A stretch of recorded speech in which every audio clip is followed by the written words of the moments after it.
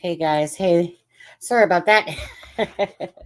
anyways, anyways, I know it's been a couple of weeks since I've done a live, and I'm cool with that. Just honestly, I just have to be in the mood to do lives, and I just wasn't. I was more into watching politics. Sad, well, work too, but sadly enough. so, anyways, um, Charmaine will be here tonight. She's just running late. And Melissa, I want you guys to give some big prayers to Melissa. She's going through some health issues and she really could use a lot of prayers.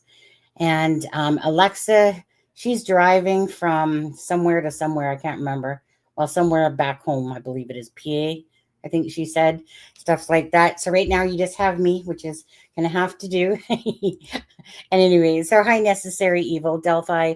Definitely Delphi. I'm more way emotional invested in the case, and Idaho was pretty easy to figure out.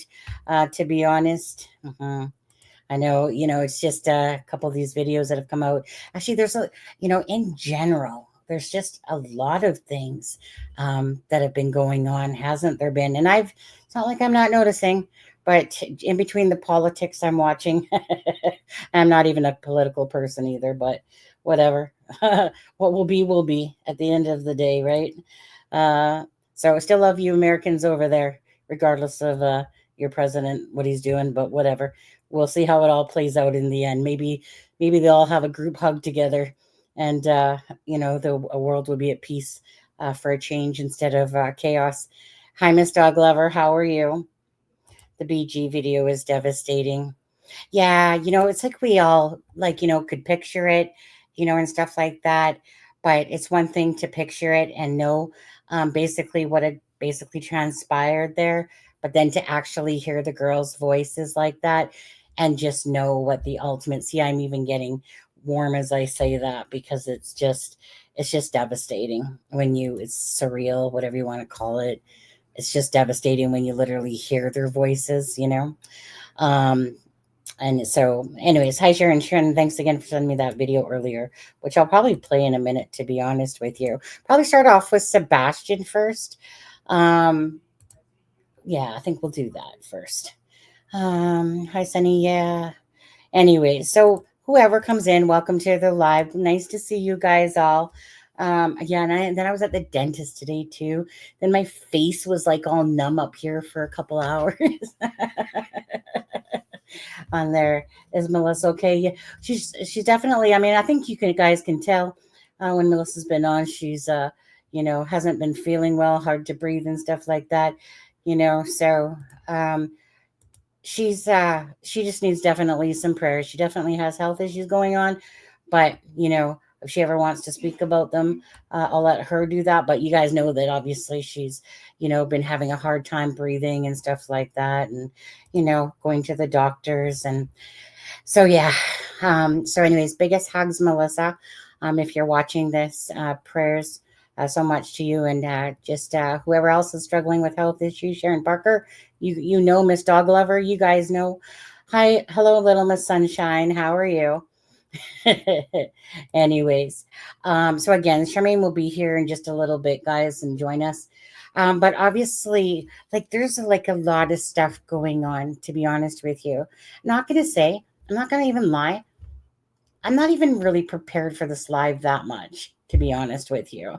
I was at the dentist and stuff like that. Then when I got home, I wanted to lay down for a bit, and then I was having the most absurd thing with trying to log into my StreamYard and my Google, and I only use a couple few passwords, like it's only like 3 or 4 that I ever use, and yet couldn't seem to pick the one, and I was getting a headache. Anyways, got that figured out. Then I was trying to, I haven't full. No, I think I did actually. I listened to the Idaho tape once. Um, and that's when I was just really listening to it. And then I just took it into the program just to try to make it a little bit clear, even though that one was pretty clear. The Delphi one is harder because there is spots where, it's just really low in there. Um, But, let me just see what you guys are saying so far in the little poll that's going on. So people are saying Delphi. And, I was going to say, I mean, it's a hard one for sure. Uh, I'll probably say because with Idaho, after a while, I stopped really doing lives on it too much, because then it just turned into a bunch of drama and, just a lot of stupid shit. Like pretty much every case out there goes, Valo, Summer Wells, Delphi, Sebastian's case. And it's when it gets ridiculous, it just really turns me off when there's no new news out there in a sense. But anyways, but still keep my eye on it, but I don't follow it as intently anymore. I've just I've just been waiting really for the kind of like the trial to come here because I think it's pretty crisp and clear to me that, well, I think it's crisp and clear to me to both. Richard Allen is to me absolutely 1,000 billion% the BG, no question in my mind. And Brian Koberger, you sap sucking piece of shit. You are literally trying to have a defense that's so ridiculous and stuff like that. But whatever, you're going to pay your due justice in the court of law as well, along with Richard Allen there.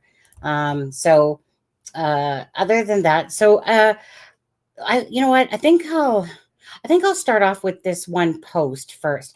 I noticed, okay, so most of us have seen this post, but a lot of people are kind of going around this post, you guys. And don't forget to hit the like button, okay, guys? Please and thank you. But let's see here. You know what? This one post, okay, it's from Melissa Proudfoot, Sweden, Ven, or whatever. I swear to God, I've seen, like, I know that she was in this chat near the beginning, and at the time she was just blasting, I think, anyone that was doing a live about her precious brother.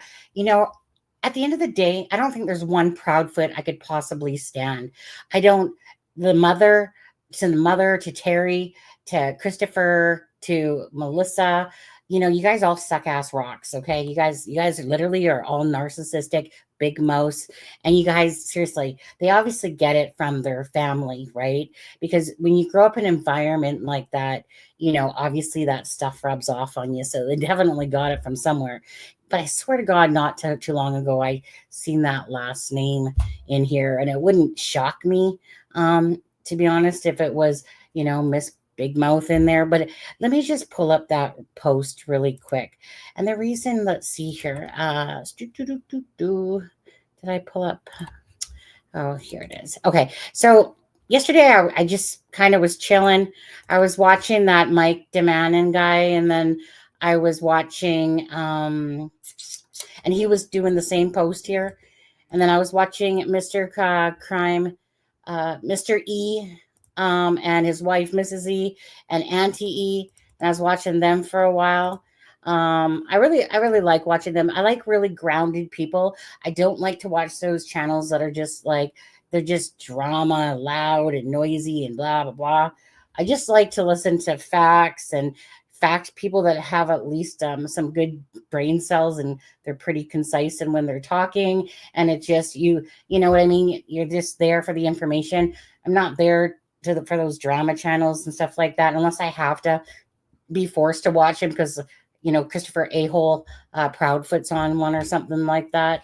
But yeah, the E's, yeah.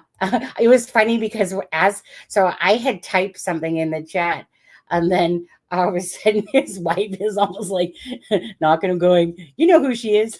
You like watching her channel," or something like that. Made me blush for a second on there. I just know him from a post I had put, and he had answered back, but I knew of the channel. But I can't say, like, at that point, I really can't say that I've seen Mr. E and Mrs. E's and Auntie E on the channel and stuff like that. But I can't say for too much that I actually watched. Like, I can't say I was overly aware of the channel until not that long ago, to be honest with you. But there seems to be certain channels that kind of like, what's his name? Mob Crew. What's that other guy's name? What's his name? Josh, the guy Josh, the lab, and they all seem to be like a little fam over there of, just what I consider to be people that are in it for the right reasons of cases and stuff like that. So it doesn't matter what, say, you guys watch, but for me, I just like to watch well-grounded people that aren't there to try to, upscale or something like that, or try to feed their pockets out of a case. And they're just more there to give the information and stuff like that. And that's what we like to try to do, is just give the factual stuff, and then we can talk about, the different scenarios and whatever. But anyways, so this one right here, how many of you guys, like, you guys probably have all seen this post now. It says, "Hey everyone, this is my nephew. He is high functioning verbal autistic. He walked out of the house in the middle of the night with his glasses, a small flashlight, no shoes. We've been searching since 6:30 a.m. Well, there's no we in you, Melissa, because your ass was not there at 6:30, and the phone call didn't even get there till 6:33. So there's no we in you in that statement. So no, you weren't there, but there was obviously, what's her name? Kathy was there, obviously. Chris was on the phone, whatever. And then Miss Bauer, Kathy Bowersox, is that her name? Yeah, Kathy Bowersox. I'm not sure exactly what time her butt got there, but it got there pretty quick, right? Because there's always that talk about the meetup at the Warshims and stuff like that. Anyways, bottom line is her ass was there first. And then later it was her, Terry, and some neighbor, some friend that they brought, whatever her name was. I know that they said it, but I don't remember. They are searching the 10-mile radius around in his house, but I'm worried that he may have gotten to the back seat of a car, fell asleep, and woke up after someone got into their job and got to the car. Is it possible? I'm trying to think outside the box to help find him. Please, it's just so hard. How kids think. Please look out. Thanks. I don't know about you guys, but when I first read this post a while back, I just thought it was a strange post. It just sounded weird. And probably the biggest part that sounded weird is this run-on sentence about, do you think maybe he got in the backseat of a car, fell asleep, woke up, and someone got out of the job and got out of the car? Is that possible? It just sounded like whose mind would have went to that? And I'm just trying to think out of the box. It just came off as strange when I read it. So I just remember reading it. It came off as strange. Did you guys think so as well? Yeah, if you think so, bossy.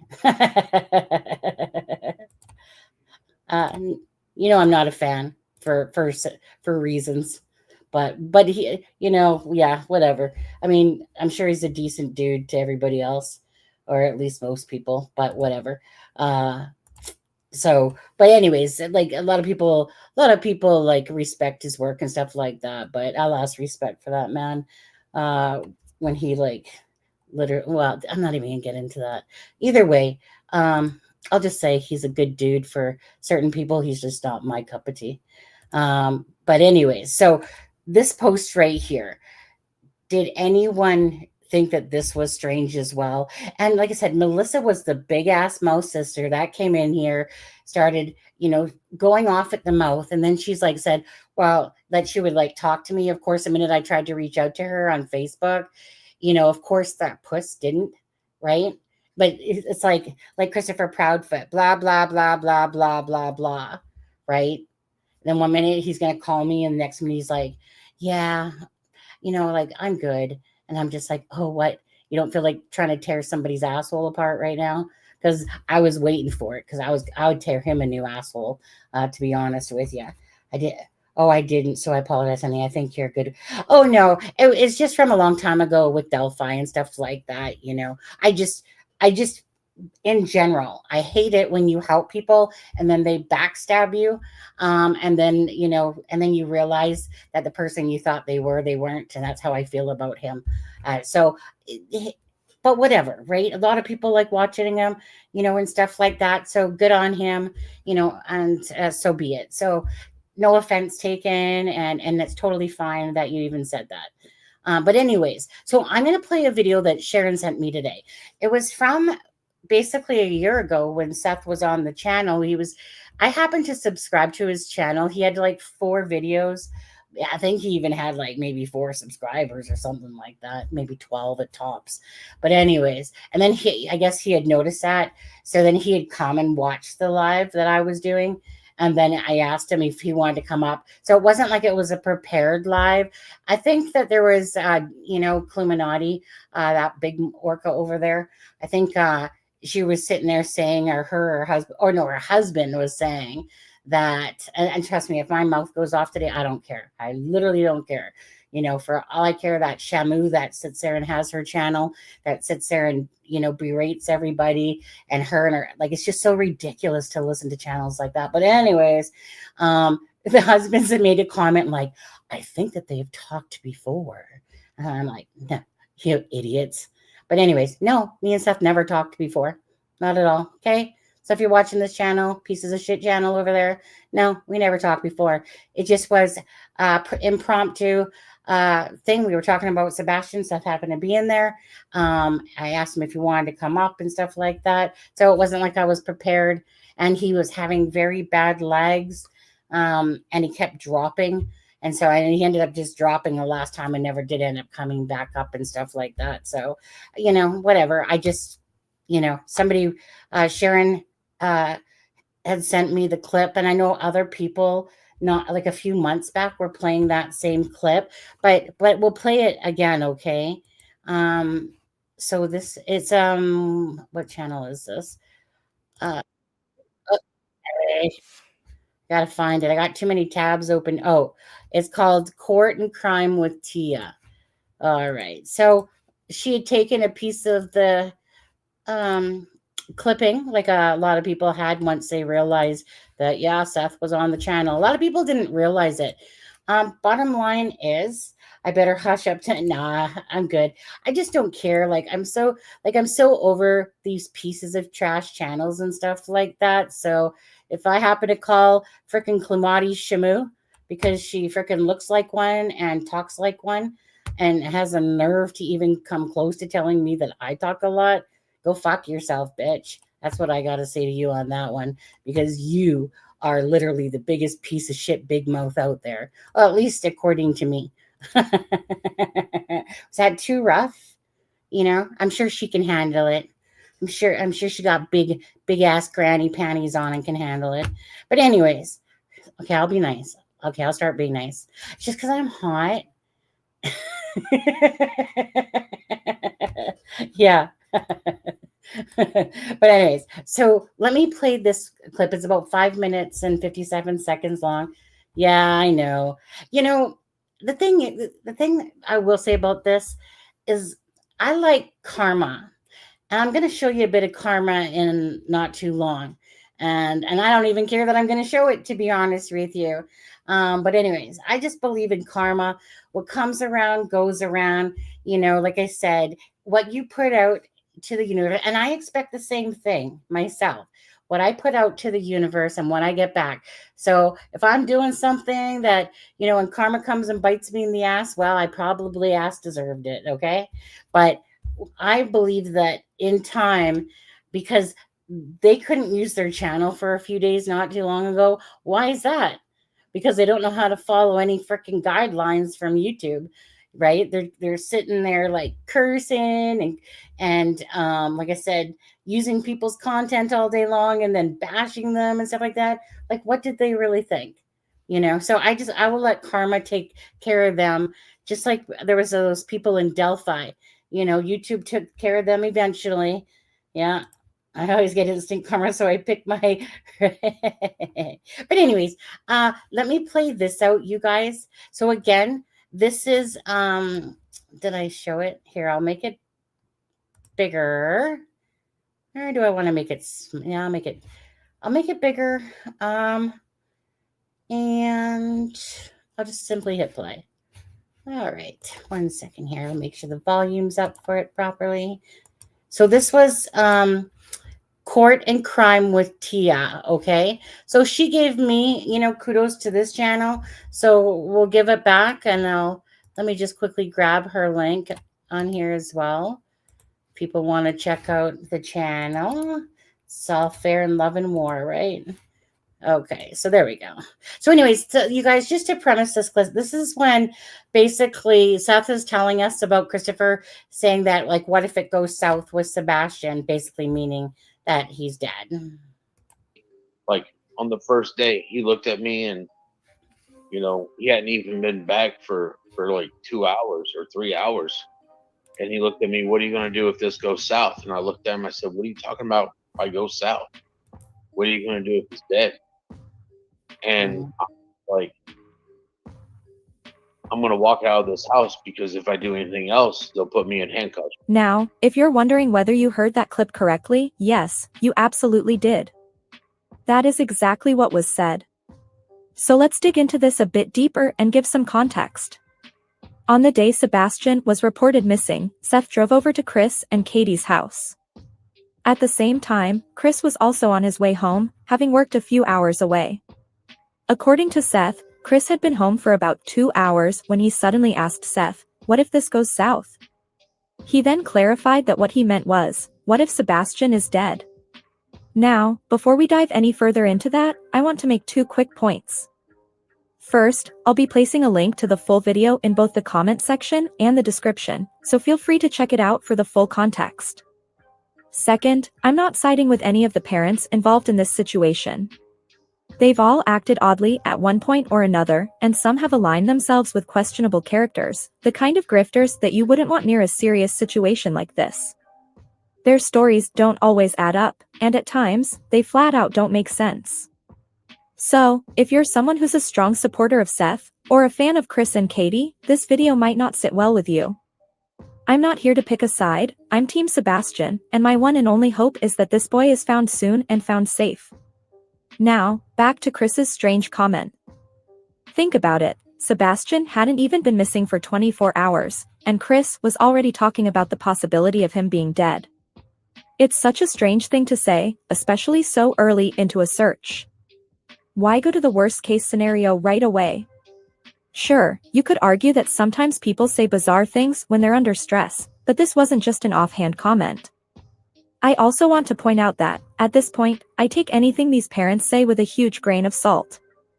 Their behavior has been anything but typical, and I don't fully trust what any of them are saying. But let's say Chris did say this. What kind of person, especially a parent, would say something like that just hours after a child goes missing? Chris is a bio father himself, he has a biological daughter. You would think that, as a dad, he would be able to show more empathy in that situation, especially when talking to Seth, another father. It's not just weird, it's unsettling. On the other hand, some people simply aren't great at reading a situation. They don't know what to say, so they just blurt out whatever comes to mind without thinking about how it's going to sound or how it might affect the people around them. Is Chris one of those people? Does he just speak his mind without realizing the weight his words might carry? That could be one explanation, but it still doesn't quite sit right with me. Then there's the bigger question, why would Chris even think there was a chance Sebastian wasn't alive? Sebastian had been missing for mere hours. In most missing persons cases, especially within the first 24 hours, the assumption is that the person is still alive. Sure, if weeks had passed, it might be more understandable to start considering darker possibilities, but this was literally within the first day. Why jump to that conclusion so soon? It raises the question, does Chris know more than he's letting on? Could there be something else going on that we aren't aware of? It's not a comforting thought, but it's one that has to be considered given the odd behavior and strange statements from all the parents involved. And let's be honest, these parents have said and done some pretty bizarre things since Sebastian went missing. I mean, their stories don't align, their behavior has been erratic, and some of their associations with other people are seriously questionable. It makes you wonder what's really going on behind the scenes. But to be fair, who's to say how any of us would react if we were in the same situation? A missing child is every parent's worst nightmare, and emotions run high. People can act out of character or say things they don't mean. However, even with that in mind, I would hope that in such a serious and terrifying moment, no parent would be asking, "What if our child is dead?" after only a few hours of searching. It's just not something that feels right. The fact that Chris would even entertain that possibility so quickly is unsettling, to say the least. So where does that leave us? Are we dealing with a parent who's just bad at handling stress, or is there something more sinister behind Chris's comment? It's hard to say, but I think we can all agree it's an odd thing to bring up so early in the search. And now, we'd love to hear from you. What do you think about all of this? Here are a few questions to consider. Do you think Chris's comment was simply a poor choice of words, or could it indicate something more suspicious?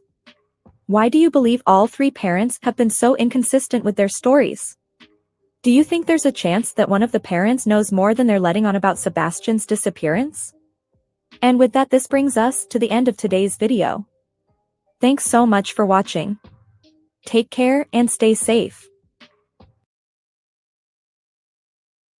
Okay, thank you guys. One second. Okay, with that being said, so we all know that there's just many things that Christopher has said that aren't, both Chris and Katie, simple as that. Okay, not going to sugarcoat crap when it comes to them. They're acting weird. They're very strange. They've said strange things. They've said lies, mistruth, and it's just not something that you would think a regular parent would do. And Seth, if you're still here, welcome. So sorry that we still have to keep trying to find out what happened to Sebastian. Prayers go out to you. Absolutely still. It's just, this case, every day, if I had the power, I swear to God, I wish that God would actually give me the power to be able to literally be able to see what happened, like those visions that happened to somebody, so that you could just ease the parents. I would, as much as I would hate that ability, I would love that ability probably more than I would hate it, just to understand, because this case, like a few others, just drives me absolutely bonkers at night, keeps me awake. I fall asleep thinking about Sebastian. I literally do, because, well, just saying that, it helps put me to sleep too, because what it is that I try to think of all the different scenarios, that what happened to Sebastian, what the possible answer. I think the possible answer is like right there in front of our faces, and I understand. I know, Seth, like I said, we're just nobody's covering the case. Well, we're somebody because we're putting cases out there and trying to bring awareness, but never to ever replace that of the parents' shoes and to ever walk a moment in them. No. It's so hard for sure. I've been watching a lot of politics, Seth. Because obviously I'm from Canada, eh?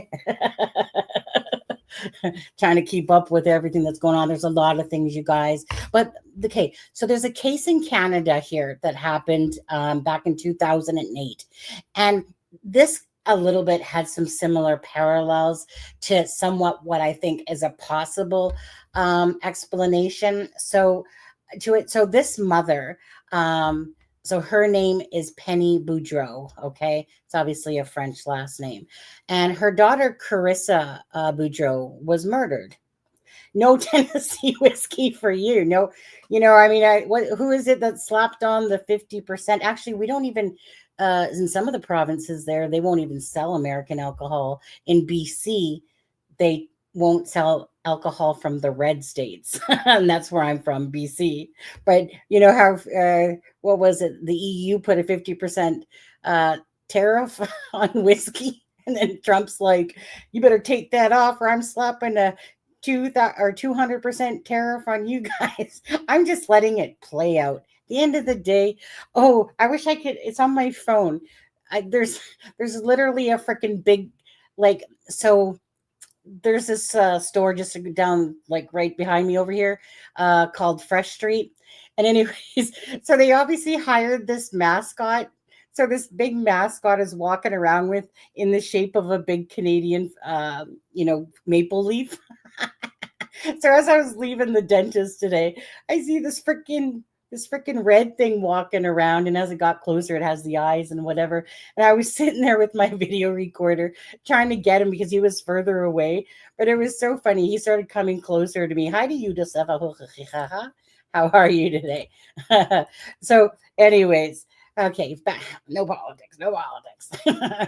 Slap all you guys with tariffs. But anyways, so this case out of BC is basically, well, actually, let me read it. So Bujo had a strained relationship with her daughter. Bujo claims that her former partner, Vernon McCumber, gave her the ultimatum that either her daughter went or he would go. Okay, hold on. Does that not sound familiar? But the way Christopher said it was, well, I mean, if it was a choice between me and Sebastian, I would expect her to choose her son. Right. Okay, narcissist. Right. Okay, so my thing was this, is that, again, that their relationship was struggling. Shocker, right? Shocker. 5 marriages in. Big shocker right there. But anyways, I won't even get into any if there's any been affairs or anything like that. Who knows? Who cares? It's about what happened to Sebastian. But anyways, but remember, so then Sebastian had this wonderful day, fun fact, pancakes. That still drives me crazy. Fun fact. There's certain things that you would think that when you're being interviewed that you kind of just wouldn't say out of, like, why would you even think to say, like, fun fact, I did a special thing for him. Now, I did, didn't know at the time until that, what was her name? That Yada lady, the freaking auntie, cousin, whatever it was to Katie, had said that she was like a chef or something like that she went to culinary school and stuff like that. Well, you would never know it by the fun fact, I made spaghetti pancakes, that morning. But how we sometimes feel like, like basically that Sebastian was a thorn probably in both of their asses type of feeling. And that what you see on the outside versus what is truly happening. And remember how JLR said that there was this person that knew them for a long time and said, and even by the news that was coming out about, the CPS reports and stuff like that, and Nina, and basically they told JLR to keep digging, that basically that they would have never have known, and that's just it. I told you guys the same story about me. No one would have ever have known that I was abused for 11 years in my first relationship when I was 15, because I didn't tell people, right? So nobody would have known that, and so it's one of those things is that, like, yes, there's neighbors that are saying like he was pressure washed, and the CPS came, with the mattress and pee on the bed or urinating or whatever. But most people do not know, even the closest people. I mean, look, if Seth really would have seen what was going on at that point, right? Like, you don't think his ass would have had Sebastian out of that house so fast? Because, and if Sebastian's not saying anything really to him at all, then how would one know? If there's like, if someone's not really saying anything, they might maybe say, like, a child, no matter what, usually is going to try to protect their parents, whether they're pieces of shit parents or not. They, you can have the most garbage parents in the world, and those children will still want their mommy and daddy and stuff like that. Sadly, but true. But anyways, bottom line is you never know. You can't throw stones at glass houses, because you never know what's going on behind somebody's closed door. We see these cases all the time: dentists murdering their wives, etc., etc. Prominent people, I mean, that are judges, whatever, are doing things. I mean, look at from Delphi there. What's his name? What's that judge's name? That piece of crap judge, whatever his name is, can't think of it now. But anyways, so going back to this story here.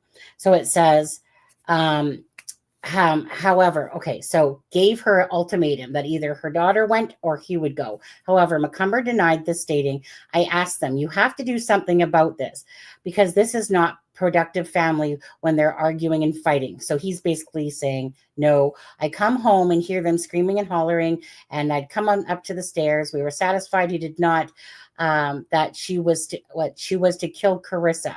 The Crown said McCumber had no role in the murder. Now, on January 27, 2008, she drove Carissa to the outskirts of Bridgewater, tackled her to the ground, and strangled her with twine whilst kneeling on her chest. Like, this is a mother doing this to her own daughter over a man, right? So that's kind of where I'm like, when I was reading this one, because it just kind of reminded me that Katie Proudfoot seemed to care more about Christopher Proudfoot than her own child, and she cared more about the relationship. And it almost reminded me like this mother that takes her daughter's life and then she projects to the world, right, at a press conference. If you guys could just help me look for my missing child, I'd be ever so grateful for you. I'm not going to search, but if you guys could just search, that would be amazing. So that's kind of why this one kind of struck me a little bit, because I'm not going to get into the whole thing, because that's pretty much the gist of this one, is that all because of a man, the mother, who was at odds with her daughter, of course, murders her, and then projects to the world doing the same couple things. And Mike Damon did a good, or Damon, however you say it, he did a good video on comparisons. Maybe I'll play that one actually, because it was a pretty good one.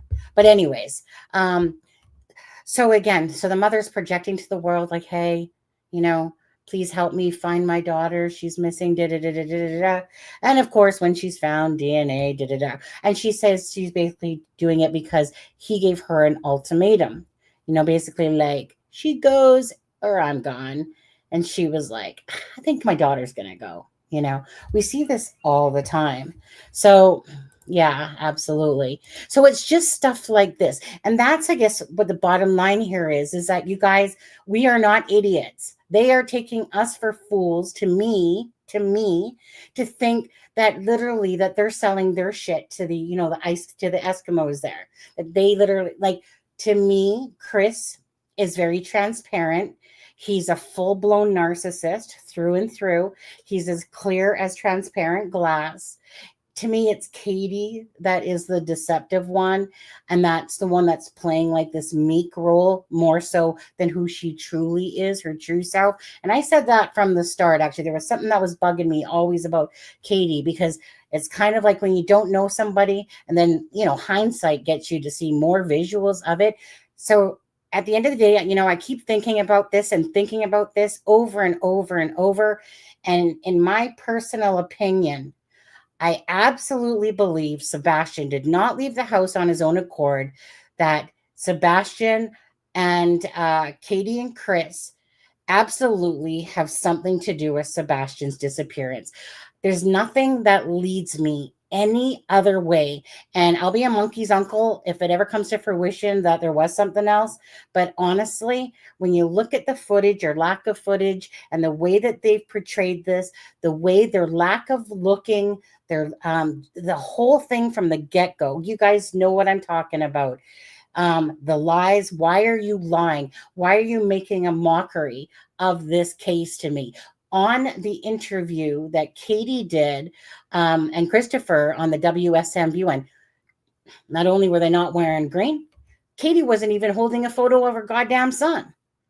Like, you would think, she's always got pictures in her other interviews going, oh, I'm just staring at Sebastian, just staring, and these are my thoughts, by the way, don't have to be yours. But, she couldn't even be asked. And then that asshole is wearing a shirt that says Pig Fest.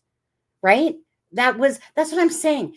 So he'll sit there and make up some sort of stupid ass reason for why he wore that shirt, when the truth of the matter is he wore that shirt specifically for certain people that he wanted to go, a bunch of pigs, basically, right? Besides the Illuminati channels, ones that he crawls up their asses and stuff like that. And they just use him because, do you honestly think that all these people truly believe in Christopher Proudfoot, or do you think that they're just riding off of it for clicks and views, and because they know that they get all these viewers for causing drama and stuff like that? Like, let's get real here, okay? There's users, and then there's people who truly care about the case that just want to truly find Sebastian.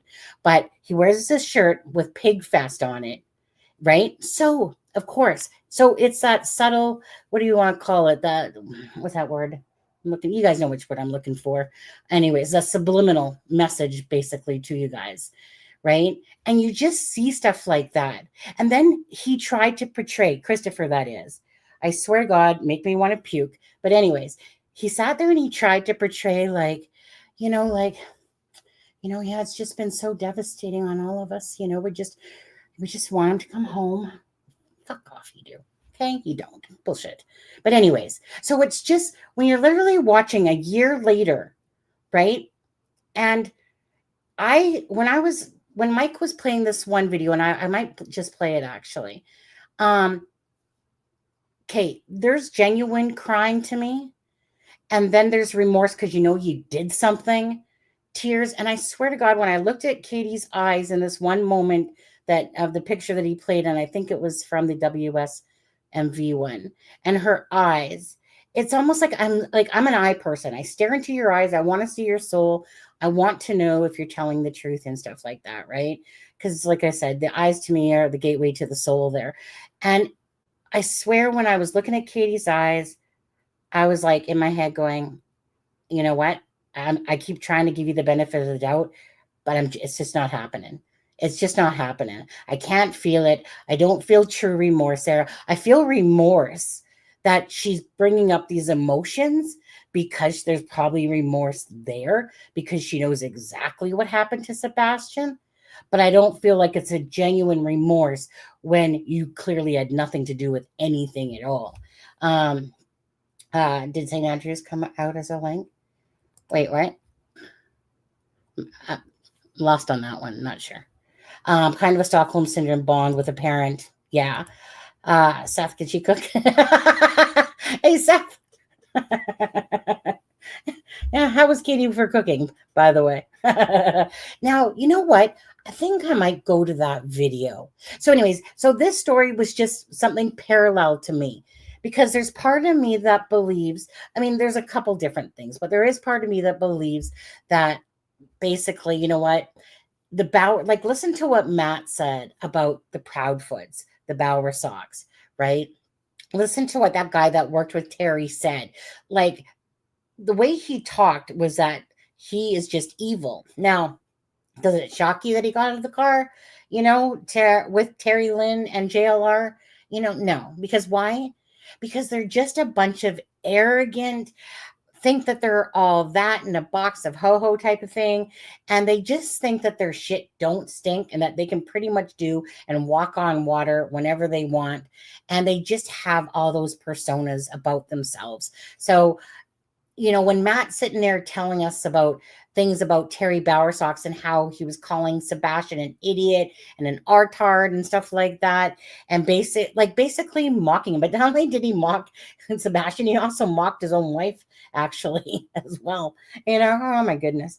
But anyways, so when you think about certain things about timings and that, I don't know, like I said, it wouldn't shock me if all 4 of those people, maybe even 5 of them, at least, if not had something to do with it, or at least definitely have the knowledge. I truly believe when I keep looking at everything over and over again, nothing else makes sense about Sebastian's disappearance beside it had to be something within the family. So it's either to do with the light video, and again, Seth, if you are here, or if you're not, I still really want to know, only because you did tell us that the flashlight video was garbage trucks, that they showed you that. Do you still believe that, or do you believe it's a flashlight video? Because there's 2 outs to me. It's either the flashlight video scenario, or it's when Katie left in the morning and passed Sebastian off. That way. To me, there's only the 2 outs, because there's no way that kid, like Christopher Proudfoot even said himself, if he went out the front door, they would have seen him on camera because of the light that was whatever. But anyways, I'm going to see. Let me go over to that for a second. Oh, and that poor Dane child, too. Okay, hold on a second. What's his name? Mike. And Charmaine, you lied to me. You said you're going to be here for 8. Mike Demand. Ah, there he is. Okay. 1 second. Come on. I think he had, oh yeah, this is the one he did yesterday. No, that's not the one I want. Which is the one I wanted was videos. I think he did a video. Yeah, this one right here. Well, I'll play your video in a second. Hope you don't mind. Don't copyright strike me. Just saying. Okay, I thought this was a really good video he did. Okay, so I'll drop his channel here, or his link to this video, you guys. But you guys, most of you guys know my, you know, I already knew about this guy, and then a lot of people started telling me about him as well. So I'm glad that I do really feel like he does a really good job at being, you know, whatever his term is. But anyways, I do body language, facial expert, whatever, language specialist or whatever it's called. Anyways, yeah, I thought it was good as well. So let's pop this up because I think it really was good.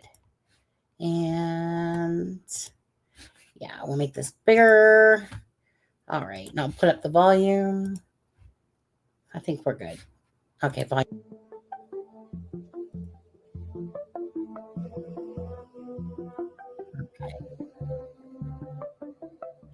Yeah, I mean, not everybody's gonna have their own opinion on anything like this. Everybody has an opinion. No matter what anyone's personal opinion is. People are people, and they have their opinions.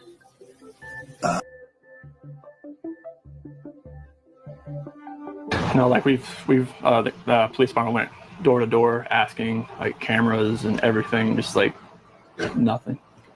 And the largest manhunt in Tennessee history for a child. There's nothing out there.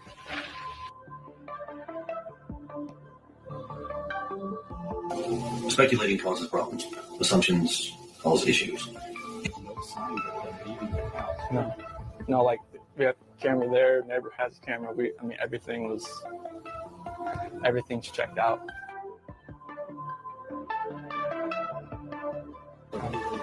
I don't want to put anything out there, like suspecting like if something like somebody pulled in the back. And I don't want to speculate. I don't want to. It's because it's an active investigation. I don't want to add any more. Like there's no cameras in the backyard or anything like that, so it's really hard to even suspect anything right now as far as how she could have left.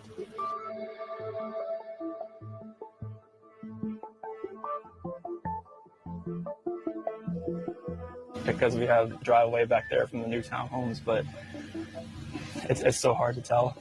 It's hard to say until we can run down this video and figure out what we're seeing.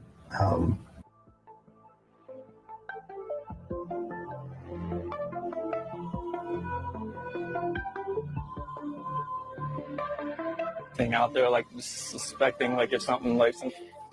For me to give you a designated area, would suspect that we think he's in an area, but we don't know. Suspect anything right now as far as how she could. The best part about it is he has managed to do this without any evidence left behind whatsoever. So far, we haven't found him on any camera footage to prove where he's at. Absolutely zero evidence. There's Who's guilty and who's not guilty.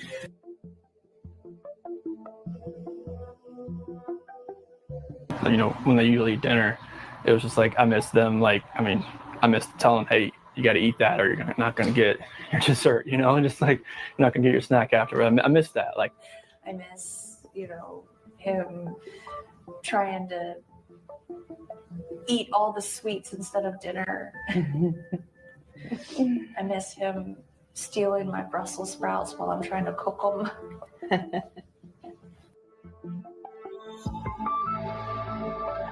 I wanted to see this kid just run in, just barrel rush me and just give me a hug and knock me on the ground. But I don't even know if I'd be able to speak. I'd probably bulldoze him down with hugs.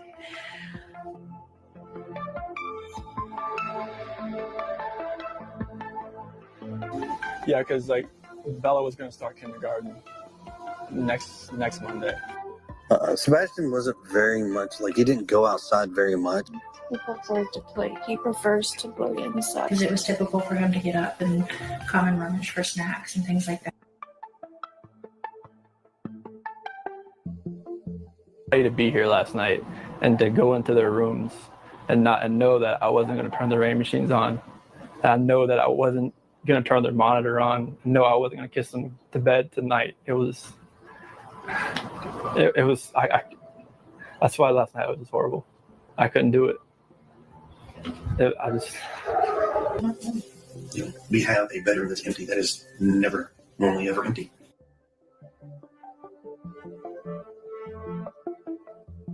Around here, and I really hope that all of this can lead to something positive. Activity, and you try to make it a positive thing.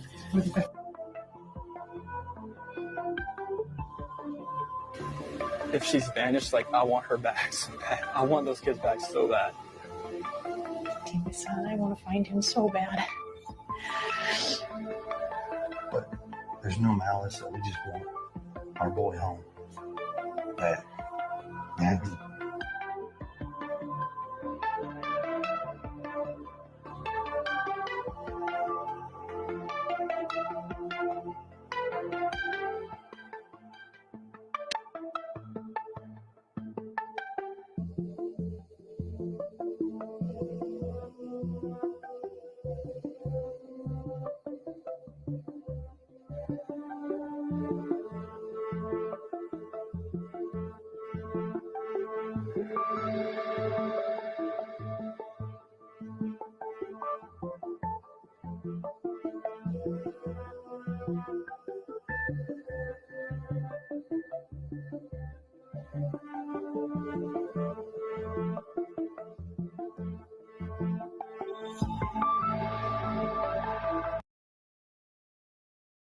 That one there. I thought that was a really good video he did. He's a really good, does really good analysis, I feel, on there. What do you guys think about that one? I thought it was really good. Putting those, like, I know a lot of times people say like there's cases that are similar, right? Or it's what they say, right? And it's kind of like I said, I think he did a really good job of putting these clips together. And I do watch him quite frequently. So again, this is Mike. I'm not sure if I'm saying it right. Mike Demand's channel. Did I drop his link already? 1 second here. I'll make it smaller. Oh, I did drop his link. I know that. But anyways, we'll do it one more time. So yeah, Mike Demand. So if you don't know who he is, go over and subscribe to him because he does really good analysis. And I think he's, meaning what I think we all do this ourselves, but when people are talking and their thoughts and are coming out the same way, it's kind of like with Sweetie Pie Low, right? Lots of times she mirrors me exactly, or I mirror her, everything, but like just meaning that when she's talking, it's like she'll say a lot of the same things that I would exactly have said and stuff like that. And for me personally, I just consider that just, when someone is working on a normal brain cells, right? And we have common sense and we look at things and we feel those red flags and we see things that don't sound right. I always can't help but say this, but my grandma always said, if it doesn't sound right to the ear, it's because something's not right. And this has happened over and over and over. And it's not because I set out to want to believe Katie or Christopher, hypothetically, potentially had anything to do with Sebastian's disappearance, but literally the actions to the words, they're just not matching at all. And it starts from the beginning basically, and then as time progresses and you're watching more interviews, I mean, you guys seen in that one part when in this video here, let me see if I can go back to that one for a second here. It's like it's when Christopher, I think it was right here. Let me just see if that. But there's no malice, so we just want our boy home. Yeah. Like, I swear to God, he's almost smirking there when he goes, badly. And like, then Mike puts like these, but the words just feel hollow. And they just do. Like, those aren't words if I'm listening to them. That's why I always told you when I was watching that interview, it made me want to upchuck. Because it was just like listening to somebody pretend like they really care, you know, but the feelings that you're getting are not matching it, you know. And they do talk in pretense quite often. And you guys witness that during Katie's interview there, where basically was talking about that, you know, he would have been 16 or whatever. And then she changed it up because she had to watch her words. That's probably why the woman doesn't talk. She just really sucks at it. You know, Christopher Proudfoot, you can't stop a narcissist from trying to, you know, twist and turn and, you know, like the things that man alone has done in this case to make a mockery of it. And then it's almost like he's like pointing the finger at Seth. Like, you know, like, well, this is the issue here. It's because of him, you know, and Katie's like right there behind him going, you know, that's right. That's right. Just what Chris said, you know, because again, to me, if someone has all this guilty knowledge and stuff like that, you're not going to see them too often, and you don't, but you have to. But I'm just amazed that during that WSMV video that Katie was not holding a picture of Sebastian.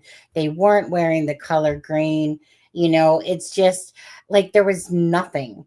And it was just like, well, thank you for the interview, you know, type of thing. But it was a lot when it's almost like you have to do it. Because, I mean, if you don't, you're going to look to like total shit. Right. I mean, we think about Orrin and Orson Welles, you know, as they're standing there in front of their freaking, you know, getting interviewed and stuff, you know, pretty much emotionless, really. Christopher has no emotions there. Okay. There's no love loss between. All right, Sharon, I know I'm going to have to go there soon myself. But anyways, there's definitely no love loss there to me between Christopher for sure and Sebastian Rogers. And, you know, I like I said, I've thought about this case. I think about it all the time. You know, you guys know when it goes, like I said, when it enters your real life, because you just know that there's the answer. And I do believe that the answer is right in our faces. But the bottom line is that obviously maybe at this point there's just not enough to show exactly, you know what I mean? Not enough evidence, bottom line. But I've thought about any other way that Sebastian would have somehow left, but it just doesn't make sense at all.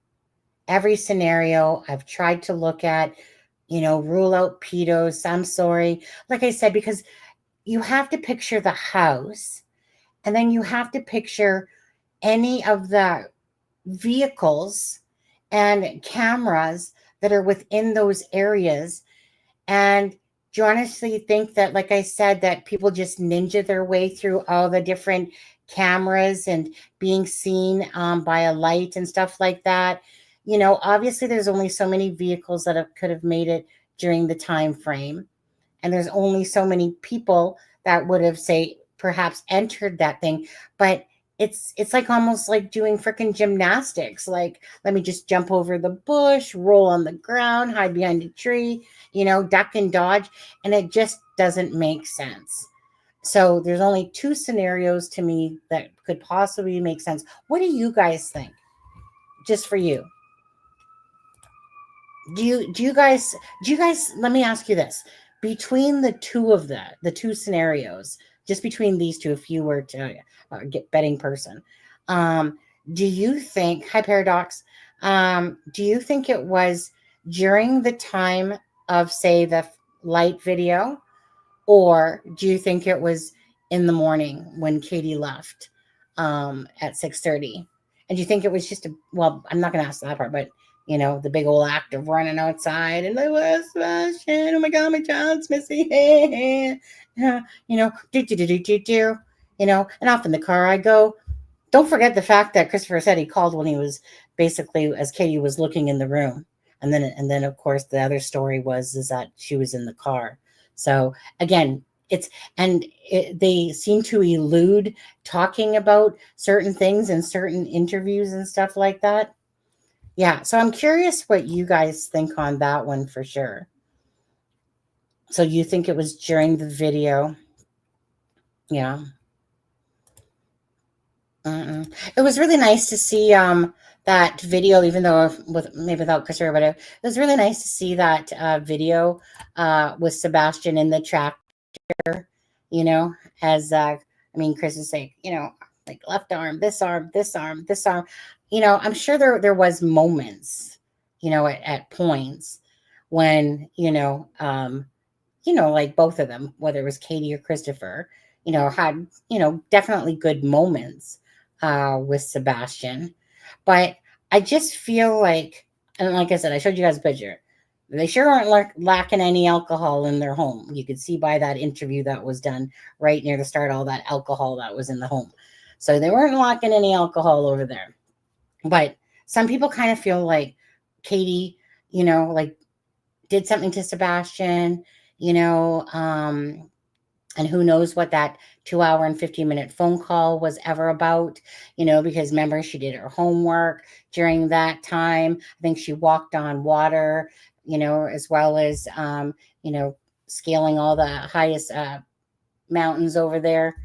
So I feel like there's a lot that happened during that time frame for sure. But again, these are all Katie's words. Yes, cellular data. We have to always look at the cellular data in hopes that, obviously FBI, whatever, that they would have looked totally into that. But that doesn't mean that it wasn't planned, covered up, type of thing. I still think it's, I don't know. I feel like still more planned because the day of Sebastian going missing doesn't sit right with me. It just doesn't sit right with me. This day is a continuous day of doing multiple things. It doesn't sit right with me. But anyways, I have a lot more to say on this, but I know that there's 3 things going on here. So, and Charmaine, you lied to me. You said you were going to be here for you're supposed to be here for 7:30, like an hour, over an hour ago. Wait, did she message me maybe? Let me see if she messaged me. Charmaine, I got to go pick up Ian up in the bush. So he later yet now. Okay. Oh, you know what? Hold on. Okay. And don't shoot the messenger, but I don't care. I'm going to show this because I personally call this karma. You guys might not agree, and that's perfectly fine, but I'm going to show you it anyway. I'm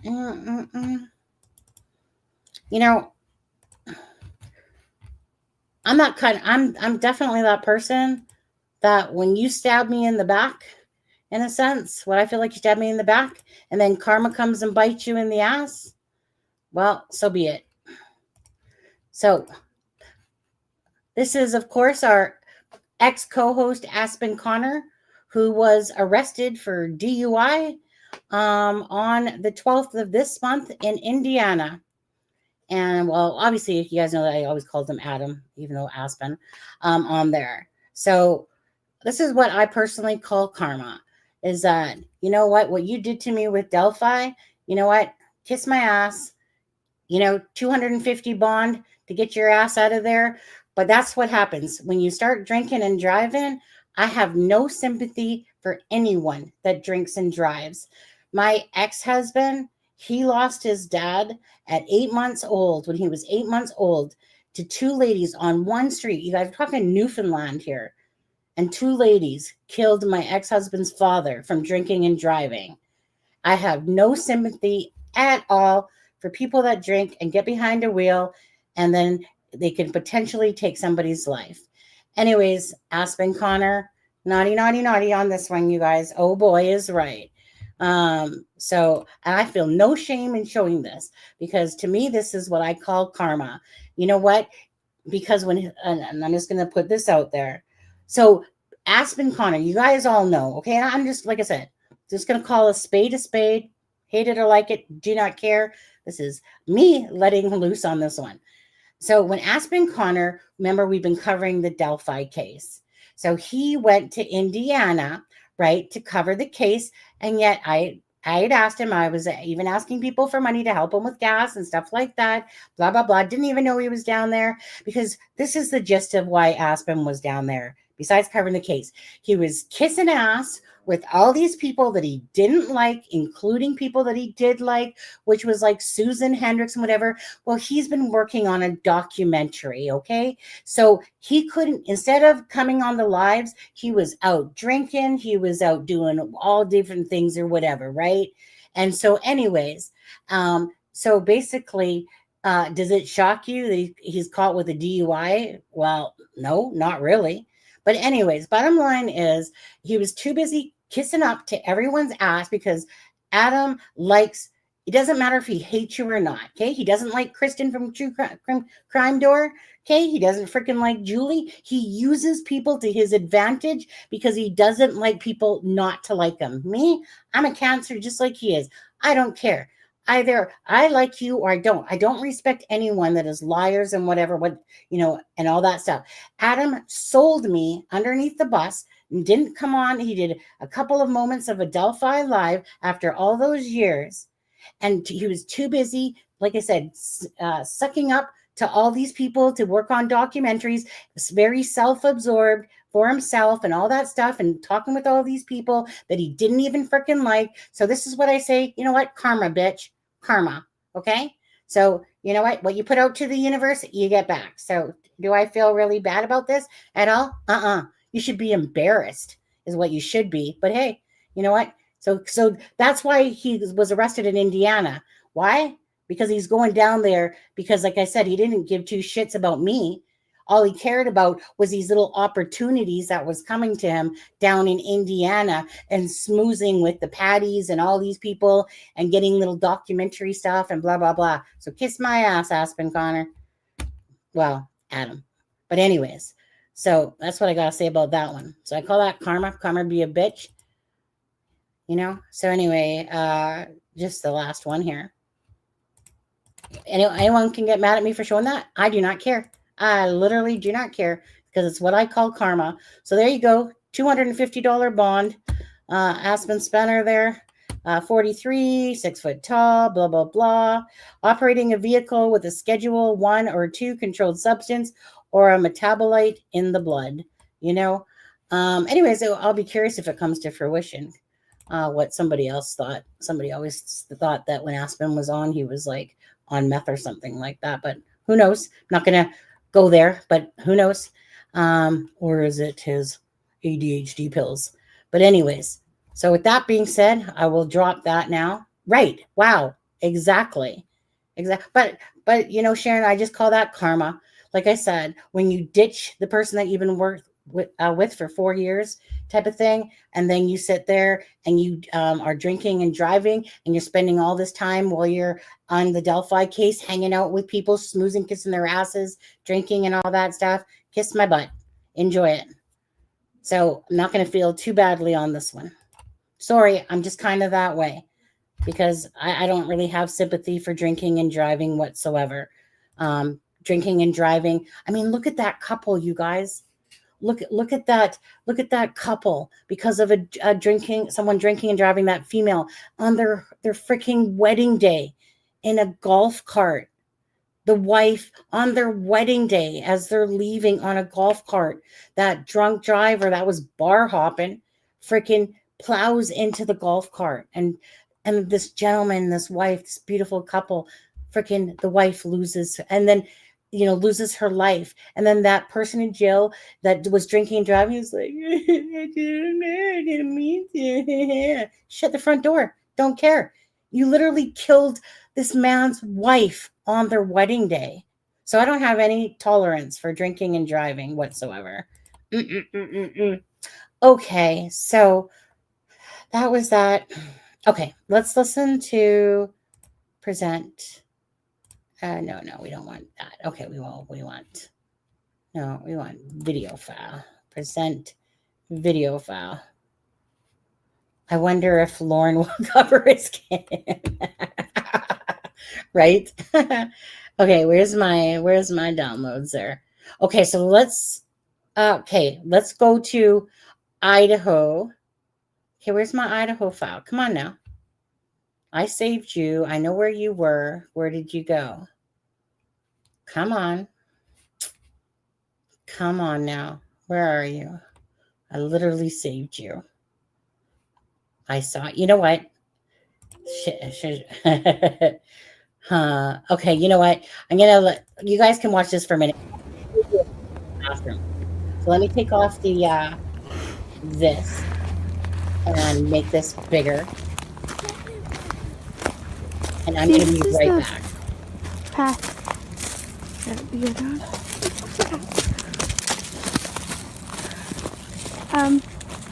There's no path going there, so we have to go down here.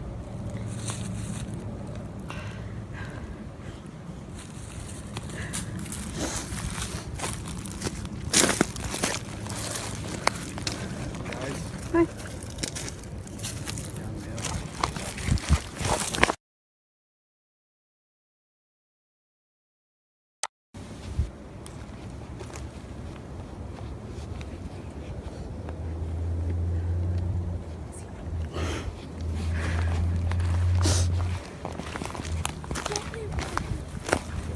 See, this is the path that we go down.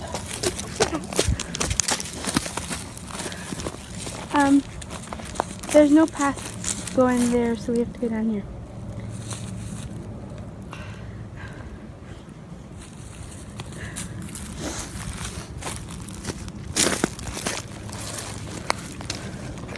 Hi.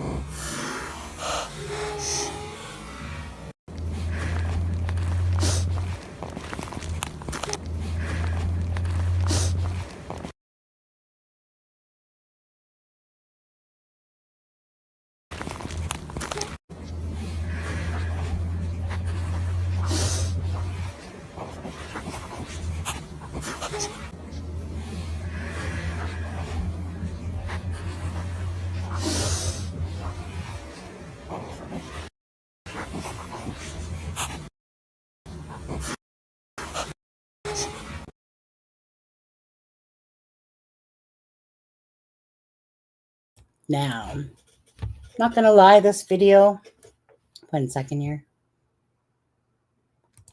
Not gonna lie, this video was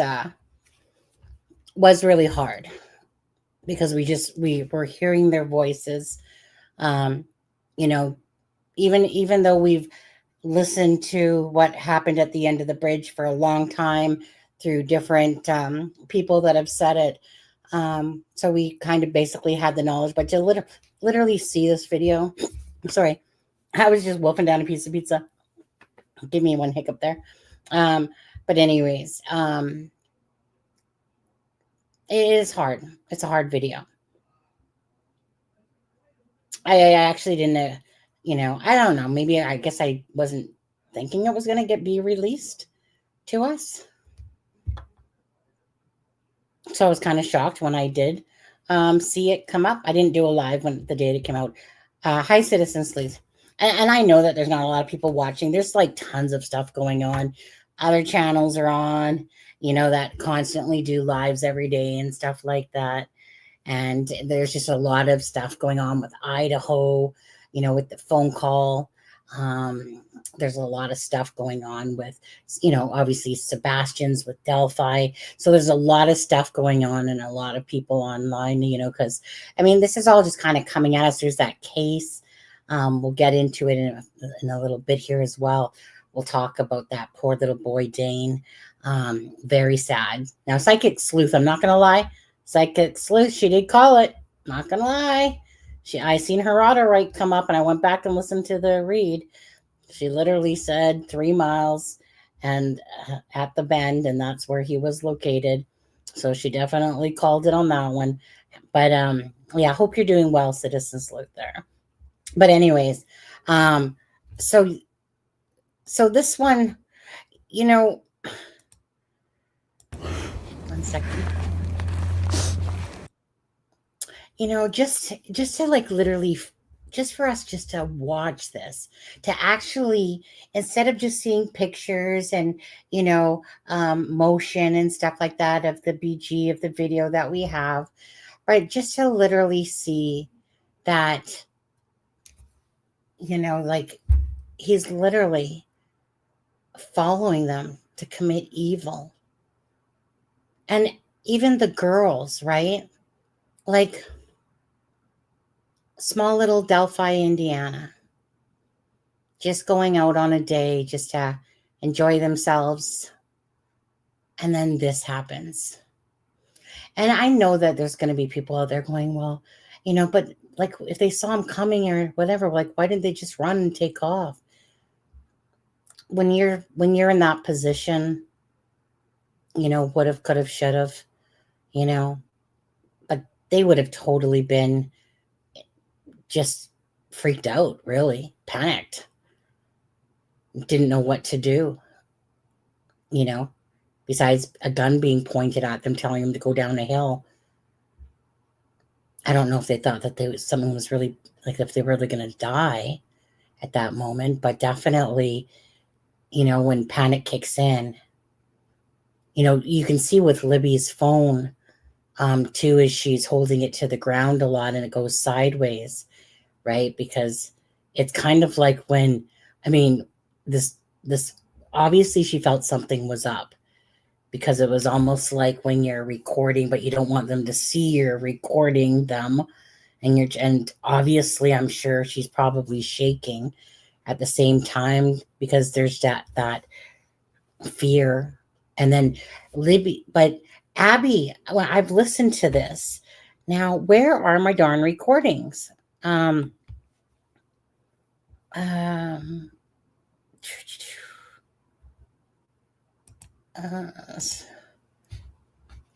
me just see something. Chrome. Just trying to see where this is.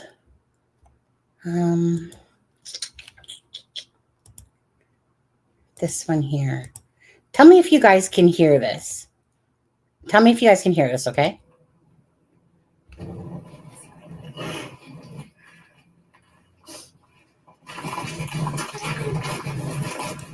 See, this is the...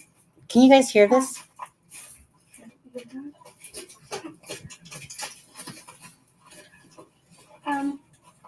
There's no path going there, so we can put it on here. Just let me know, because I need to know if you guys can actually hear this. If you could. Somebody.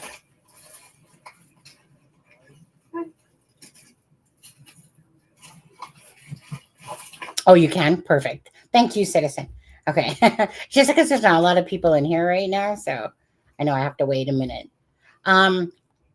What I personally hear, like, let's hold on. Now I gotta find it again.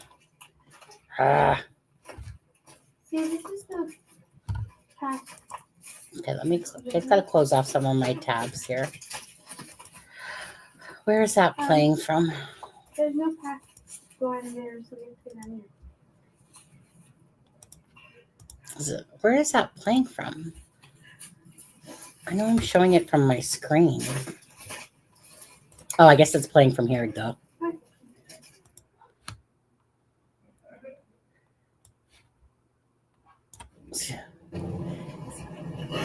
See, like right here, it's like you hear a, is he right behind me? Let me see if it will.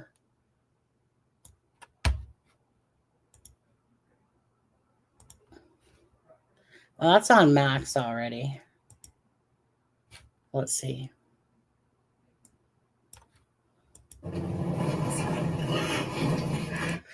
Like what I can hear there is, I know it's like, because it's very low in certain spots, but it's like what I personally hear is he right behind you? So is he right behind me? That's what I hear. Is he right behind me at that particular point? And let me go back to it again. So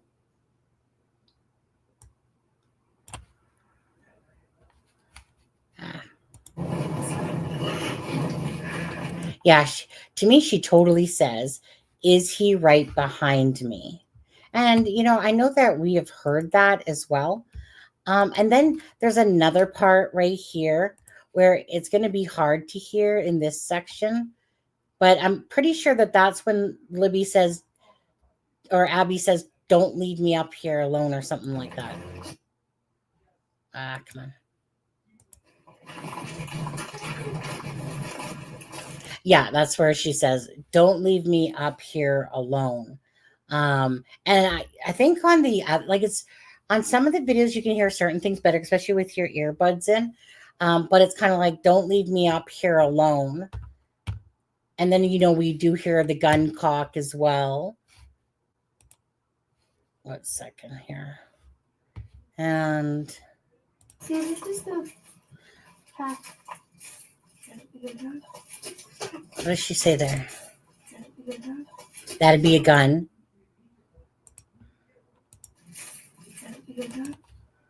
Yeah, that's where she says, like, that would be a gun.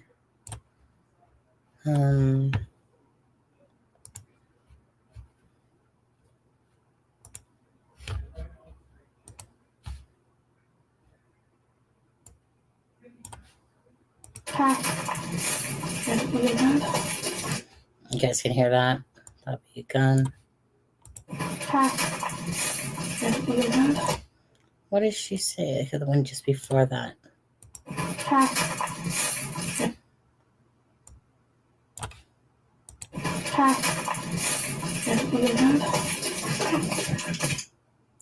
Oh my God, that's crazy, isn't it? But that's so crazy. That would be a gun. I don't think that the girls were that freaked out at first. It's so sad. Yeah, I mean, you could tell that it was kind of like, okay, so, because they're very much aware of this person now. They're like, yeah, okay, so, I guess like the path here. This is the only way we can go down, basically. And, yeah, it's just, I think she says, this is the path. Fast sounds like, but that doesn't make sense. Fast? Which one? Which part, Sherry? Which part?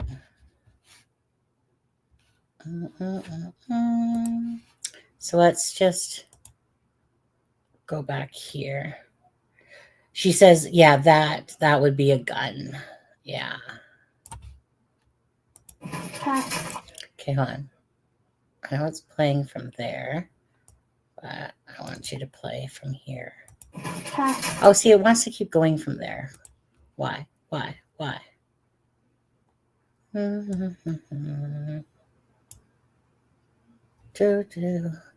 want to see what she says here more so.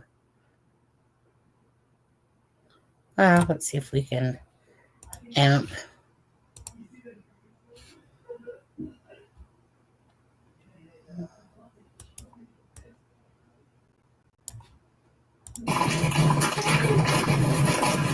See, this is the path. Yeah, see, this is the path, she says, and then that be a gun. Hello, Renegade.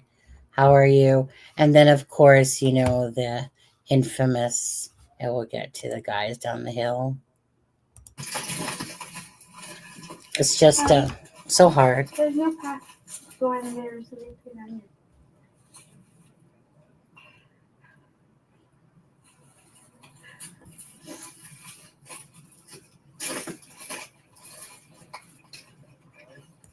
Okay, that's where it says guys.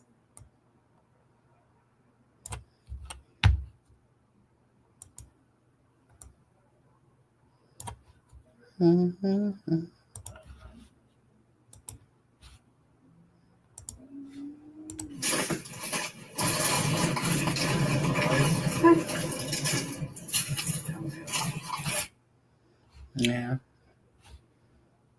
That's a max right there, to be honest with you. Guys, hi.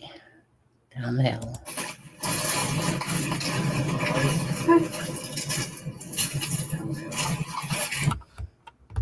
Okay. So for me personally, when it comes to Delphi, I 1 billion, trillion, million, billion, trillion, trillions % believe that Richard Allen is absolutely the bridge guy. There's no question in my mind about it. I do feel, like I said, a lot of these people, some of these channels, they just take the other side because they know that it gets, you always know that going opposite to the regular path, in a sense, creates drama, creates more clicks, more views, more money in their pockets. They know where their bread is buttered. And even if they absolutely don't or believe that Richard Allen did it, doesn't matter. They're going to sit there and rake in their coin off of the controversy of Richard Allen. Anyways, I don't think this is even a question about him not being the bridge guy. Okay. It sounds like he's saying guys and she says hi, and he says down the hill. That's exactly what it says, Linda. That's exactly what it says right there. Which, like I said, this video in itself is hard because we've known about it, but to actually get to see this piece of the 43-second clip, to actually literally get to see the girls, right? No. See, this is the path. Now, I do want to point out that path. There's no path going there, so we have to go down here. If you can see, it already has that look about it where you can see people have gone down there. See? Okay. I tried to stop it there, but we'll go back. See if we can bring it back to that point. It's so crazy. I flipped the video, of course, around. See, this is the path that we go down. Yeah, I agree, Renegade. There's no path going there, so we have to go down here.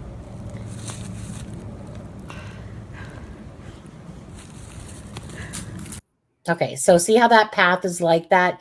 So before it was kind of almost like, that the girls went down there, that perhaps like there was, but these marks were already there, if you guys get what I'm saying. So it's not like that these were created because of Abby and Libby.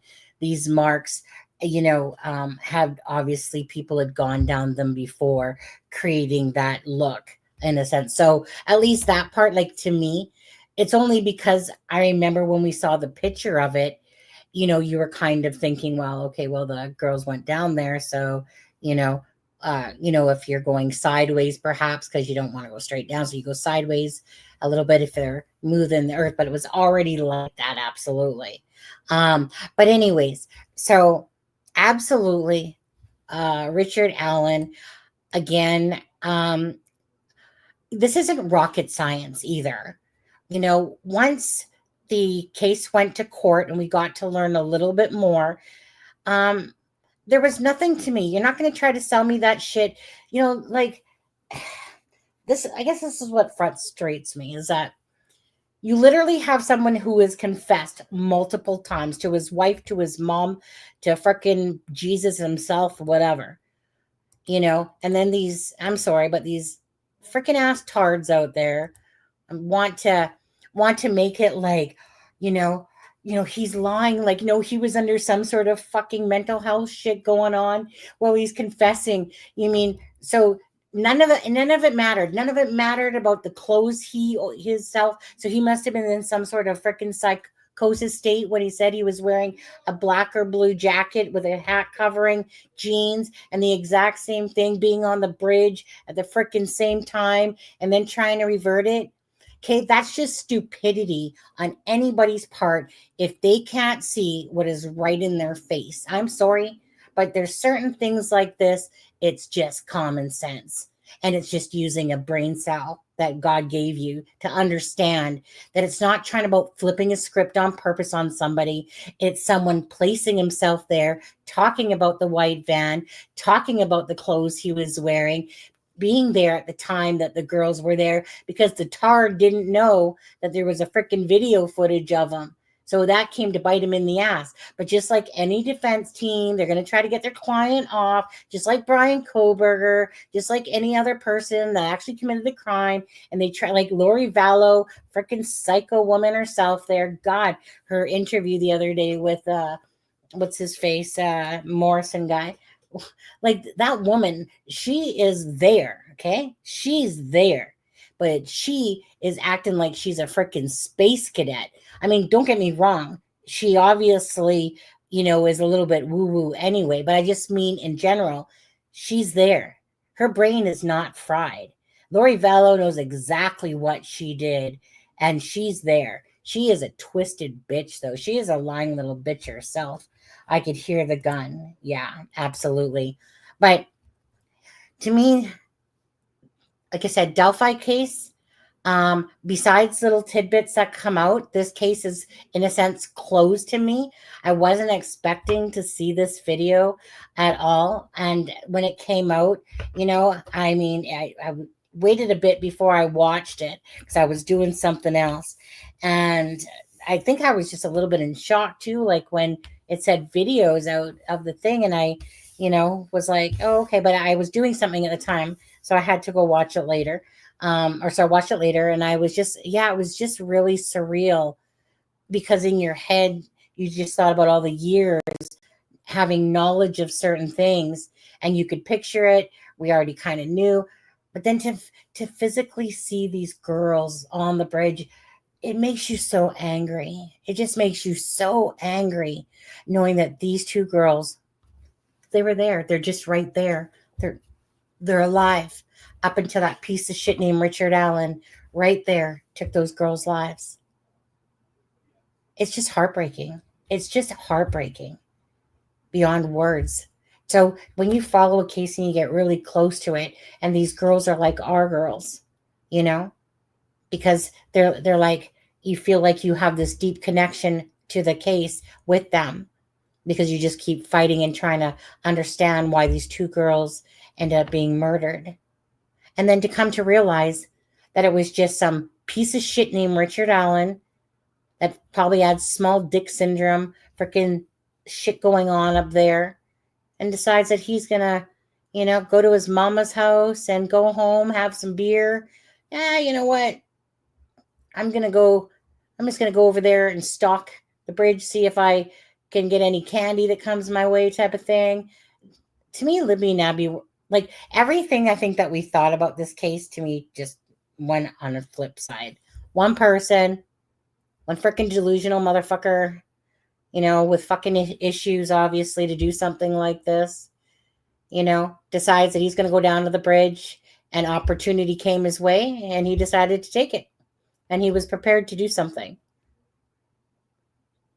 and it's just sickening. It's just sickening. What do you mean he wasn't home that day? Of course he was home what do you mean he wasn't home that day? I was in another few cases when RA got arrested, but I wonder if Creepy Logan had knowledge.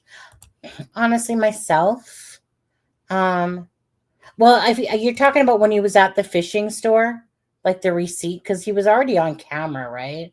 I mean, he was on camera for the garbage dump in the morning, and then he was on camera later on. I honestly, for me personally, I don't think that Ron Logan had any knowledge of this whatsoever, to be honest. I don't. This is one guy that's a piece of shit that goes to the bridge, that knows that there's it's a day off of school for the kids. He knows this, and he's just going to go see. It's not like, let me put it this way. Opportunity arose this day. And of course, it just so happened to be fucking Valentine's Day. Valentine's Day. I don't think this was planned that the girls would be found on Valentine's Day, because obviously it happened on the 13th. But Valentine's Day could have entered his mind. It's not to say that, he wasn't sucking it home. Maybe his wife doesn't give him enough, freaking woo-woo there and stuff, whatever his demented issues are. But he could have been thinking about Valentine's Day and getting all fucking depressed and shit like that. I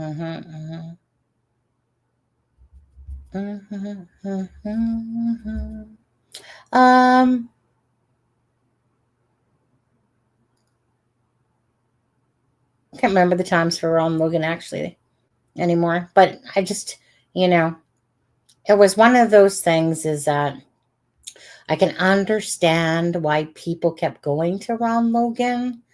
I think the biggest piss off for me is when LE came out with that stupid, dumbass younger guy sketch and basically told us that this one was secondary. Because when I first saw this video with my eyes myself, when I first came across watching this video, I was like, guy's 45 to 55, somewhere in there. He definitely has the voice of that, But then they had this picture of this freaking 20-year-old, basically 25-year-old picture. I blame them. What about, what? I'm sorry, LE, Delphi, a bunch of morons. You guys are a bunch of morons over there. The only person that has a brain cell is that, what's her name? Was her name Kathy? The one that found the file with Richard Allen underneath Whiteman or whatever. Other than that, this case was an utter joke to the family, to them switching up mugshots, or a picture of the BG to this young guy. And so this is, I guess, me being naive, not realizing, right? Because I just figure if the LE or police are going to say something, that it's going to be accurate. So myself, I was like, well, you guys, they are literally telling us that the first photo is secondary, basically, because at first it was kind of like, yeah, first one garbage, basically. And then they're like, well, I mean, it could be a mix of the two. Shut the front door, Doug Carter. You were cute once, but other than that, not no more, really. Because it's just, I think of just the joke of a case this ended up being for Abby and Libby, for the families and stuff like that. It's just, they just really fucked it over is what they did. And especially by introducing that secondary picture. If they would have just kept it at the first one, but maybe went back and tweaked it up a bit, maybe look at that. But to me, this was clear at the start that it was a 45 to 55-year-old. And it was only because they're the ones that said that they believe that this person might be younger than what they are, and they come out with this freaking pimple-free freaking 20-year-old looking photo of somebody. And the first one has all these, markings and more intricate and stuff like that. anyways, as for Delphi, like I said, I am happy with the outcome of it. I don't think there's a hope in hell that Richard Allen is going to get off, even if he gets an appeal. Go fuck yourself, Richard Allen. You killed these two beautiful girls. Rotten hell. I feel sorry for your family that probably had absolutely no knowledge that you were freaking a psychotic piece of shit up here and that you went and did this. I mean, honestly, a family just ripped apart because of some freaking psychotic person's actions that takes the lives of two beautiful little girls. So may he like burn in hell, rot in hell with Satan, whatever happens to them, just keep it going. I hope every day that you drop a bar of soap and get bum effed type of thing, because it just pisses me off that these beautiful girls are just alive. And then that piece of shit right there, Richard Allen, takes their life. Yeah. I feel like I was being forward enough in what I was saying. Okay. Now I need a drink because give me a second.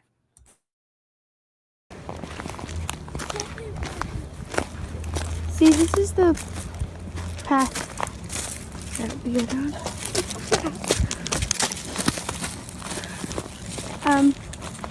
There's no path going there, so we have to go down here.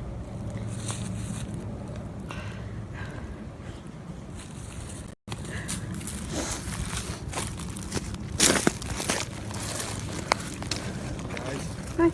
Yeah, I think one of them was Pizza King as well.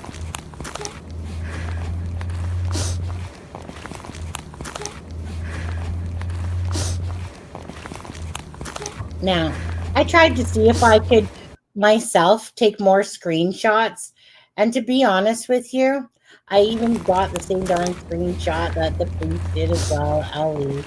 There's no screenshot out there that's probably going to be clearer than the one that they gave us, to be honest with you.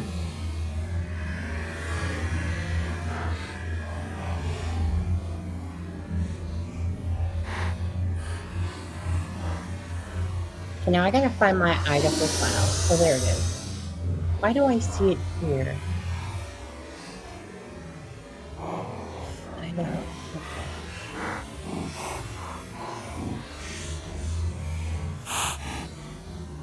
Okay.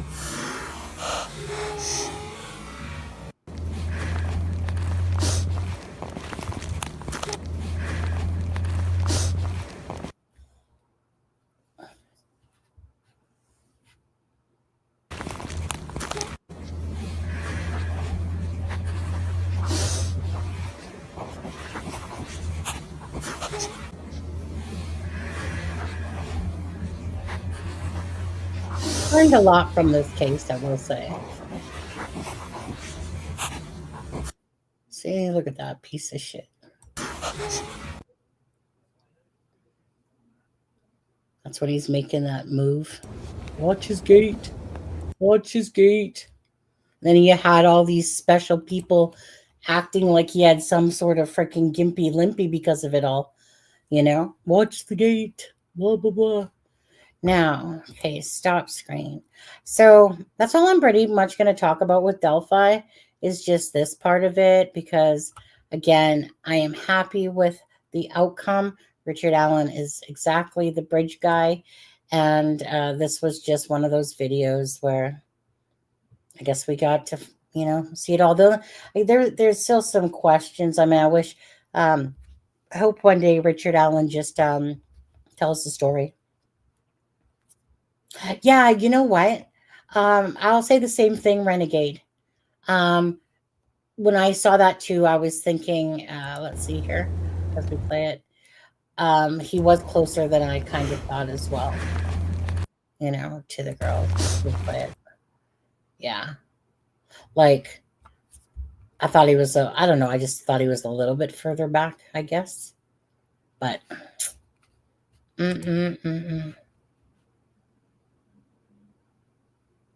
yes, she did, but she turned it down. She said that needs to go to, I think, the families or the ball field or something like that. Sharon, do you remember what it was?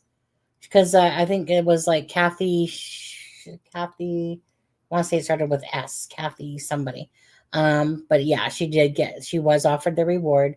She turned it down, said that it should go to the families or something like that. Families or the baseball field or something. I knew, but now I forget exactly. Now, there is, okay.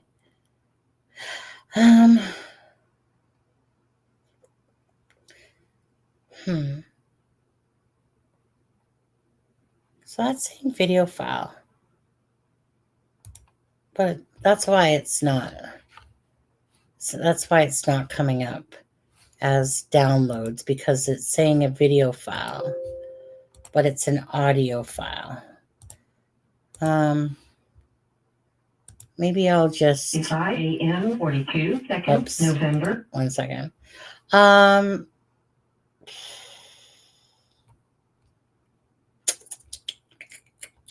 Give me a second here. I don't.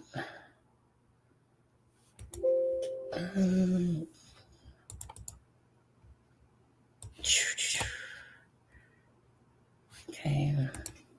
I'll turn this one into a video real quick. I just need to throw a picture over top of it. Let me just Idaho 4.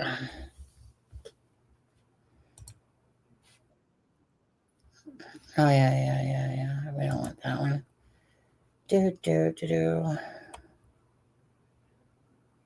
I don't want to put the picture of that. I want a picture of the thumbnail.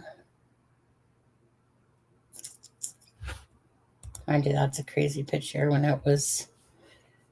I'll take a screenshot of that. Or this one. Actually. Talking to myself, by the way. Sometimes it's okay to do that. Appreciate you guys being here, by the way. I know it's been a couple weeks since I've done a live. Okay, I'll grab this picture.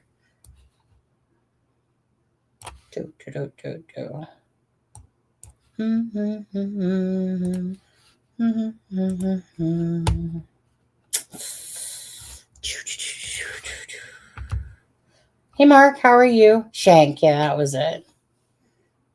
Hey, Miss Dog Lover, shouldn't you be in bed? Sorry, I'm just going into my,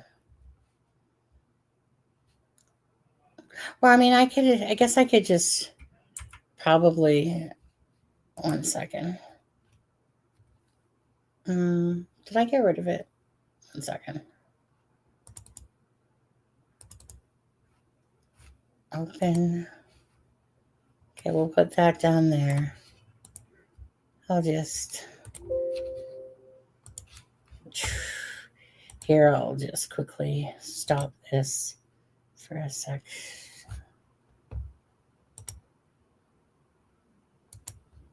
Thanks, Sherry.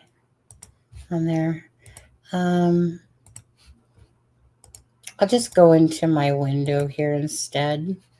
I'll just bring file down.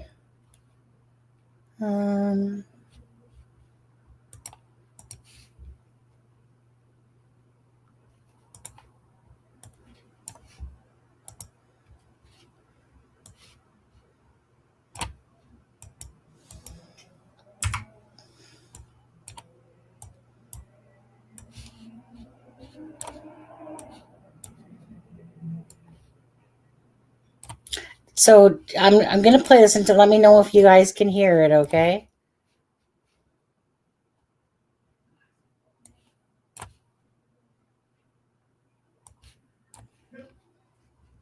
Okay, I just want to know if you guys can hear it.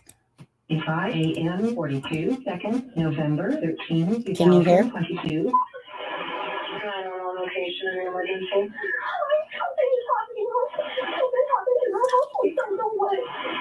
What is the address of the emergency?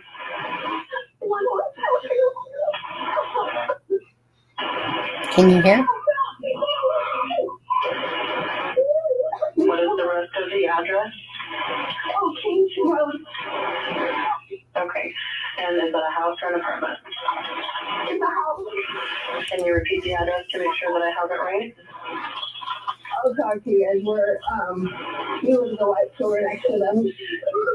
I need someone to repeat the address for verification. The address, 1122 King Road. And what's the phone number that you're calling from? What's your phone number?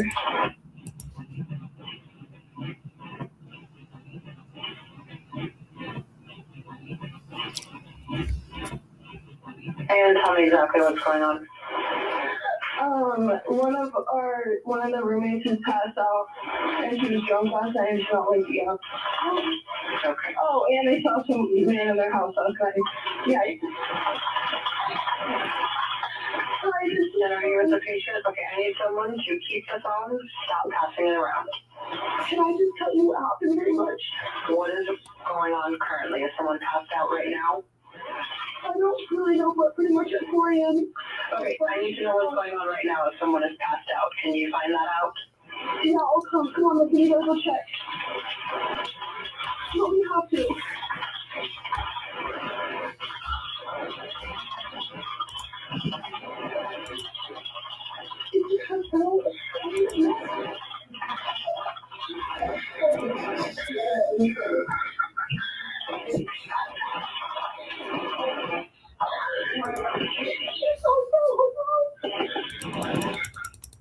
She's not waking up. Okay, one moment. I'm getting help started that way.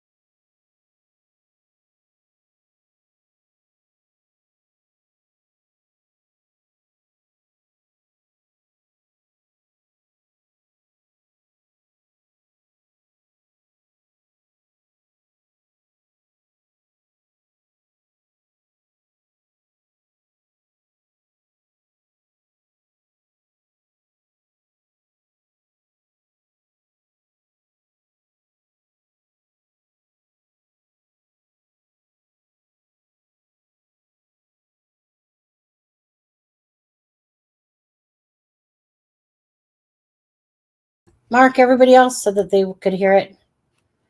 That there was sound. So maybe it's just when you came in and that there wasn't sound. Sometimes you have to go out and back in, but everybody else could hear it fine, correct? Because Sherry said, yeah, it was clear. Yeah, this 911 call, it just seems, well, I turned it off now. We're at the end of it now. On there. So I'm not sure because anyways, I mean this call has been played. I mean, I'm sure you guys have all listened to it. Who's muted? You can't hear me? Can you hear me? Sherry, can you hear me? Because I didn't mute anything. I muted the audio. But can you hear me? Mark. Okay, Miss Dog Lover, you could hear the call, right? You guys could hear the call I played, right?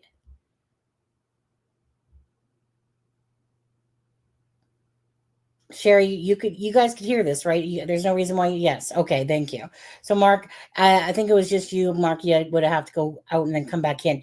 Anyway, so the thing that to me was strange was kind of like what I think it was Sherry that was touching on as well. Is that what I don't get is, okay, these people were freaking bloody murdered. We're talking knifed, blood everywhere. Why are we not even hearing this? Is she breathing? No. I mean, you hear the one guy, which might be Hunter, going, you can just hear him going, right? You can hear that. But what do you mean she's passed out? Like, I'm confused by that. Like, these Ethan's in the bedroom, Xana's at the door or something. There's freaking blood coming outside of the house, for Pete's sakes. So what do you mean this person's passed out? Like, how is none of these people that passing the phone around, why aren't, I feel like I should be hearing like, nope, she's not waking up. What do you mean she's not waking up? Look at the fucking blood that's all on her.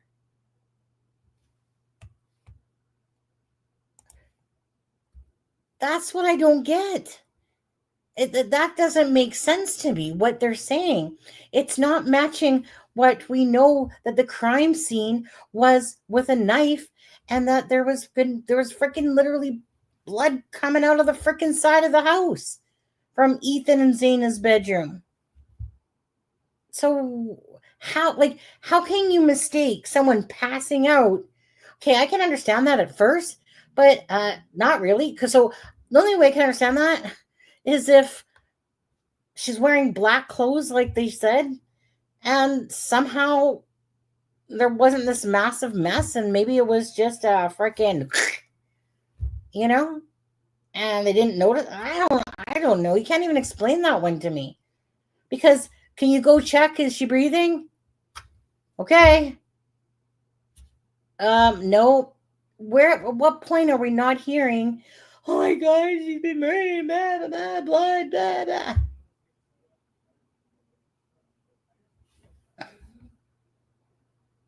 I just don't get this phone call.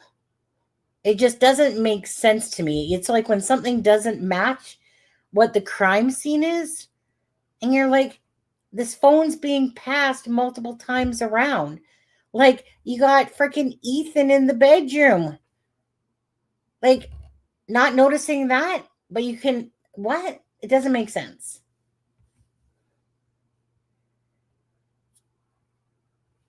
Who knows? I mean, all of this stuff will come out in court, of course, perhaps. But yeah, it just struck me as odd. Because we always heard, well, actually, I think what we heard was about somebody being passed out outside. I think it was more like when it was talked about, at the end of the day, this isn't to me a rocket science case. Brian Kohberger, like anybody, left his freaking digital DNA shit, along with the freaking sheath, and they're going to try to make it seem like somebody planted it there. They wanted to, put it all on Brian Kohberger. Fucking psychos. But whatever. Brian Kohberger, you're going to rot in hell. You're going to get the death penalty. Probably, dude. You know what? I'm like, just crazy. Anyways, the story's going to come out pretty much throughout the trial.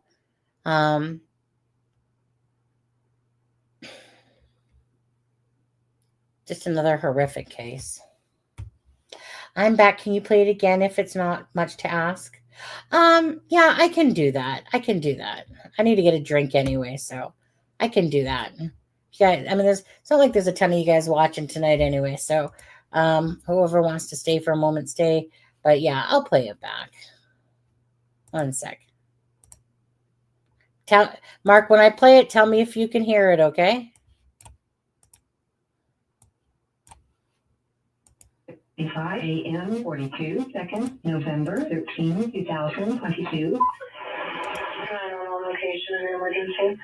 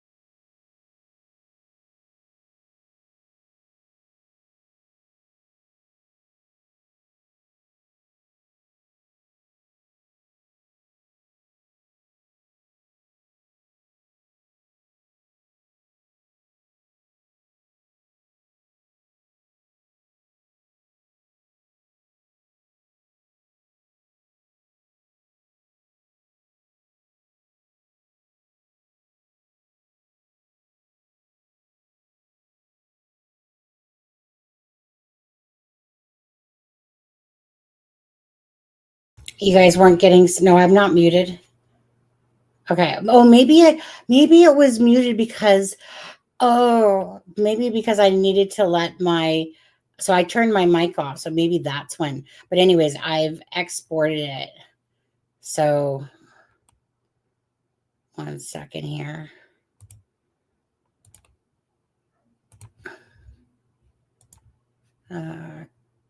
No, cancel. I think that's what happened. Video file. AM 42 seconds, November. Can you hear this? 13, 2022.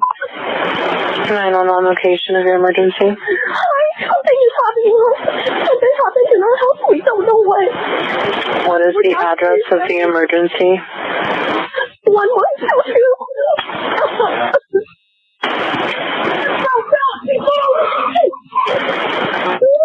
What is the rest of the address? Oh, Kings Road. Okay. And is that a house or an apartment? It's a house. Can you repeat the address to make sure that I have it right? I'll talk to you guys. We live at the White, so we're next to them. I need someone to repeat the address for verification. The address, 1122 King Road. And what's the phone number that you're calling from? What's your phone number?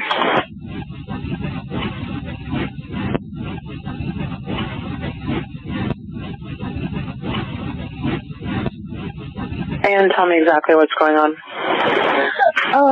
One of the roommates has passed out, and she was drunk last night, and she's not waking up. Okay. Oh, and they saw some man in their house last night. Yeah. Hi, and are you with the patient? Okay, I need someone to keep the phone, stop passing it around. Can I just tell you what happened pretty much? What is going on currently? Is someone passed out right now? I don't really know, but pretty much at 4 a.m. Okay, I need to know what's going on right now if someone is passed out. Can you find that out? Yeah, I'll come. Come on, we gotta go check. But we have to.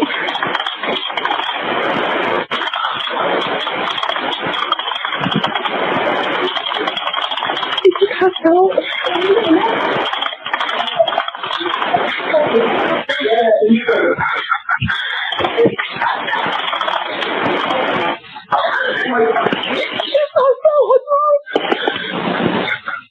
She's not waking up. Okay, one moment. I'm getting help started that way. Okay, thank you.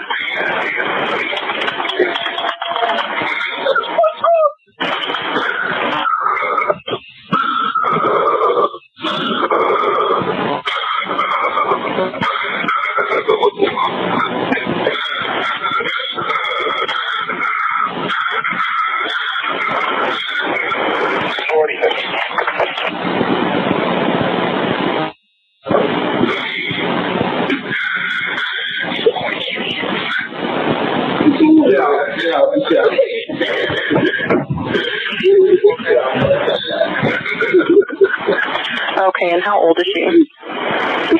She's 20. 20, you said?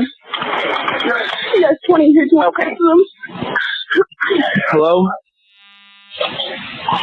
Hello? Okay, I need someone to stop passing the phone around because I've talked to 4 different people. Okay, sorry, they just gave me the phone. Is she breathing? Hello? Is she breathing? No. Okay.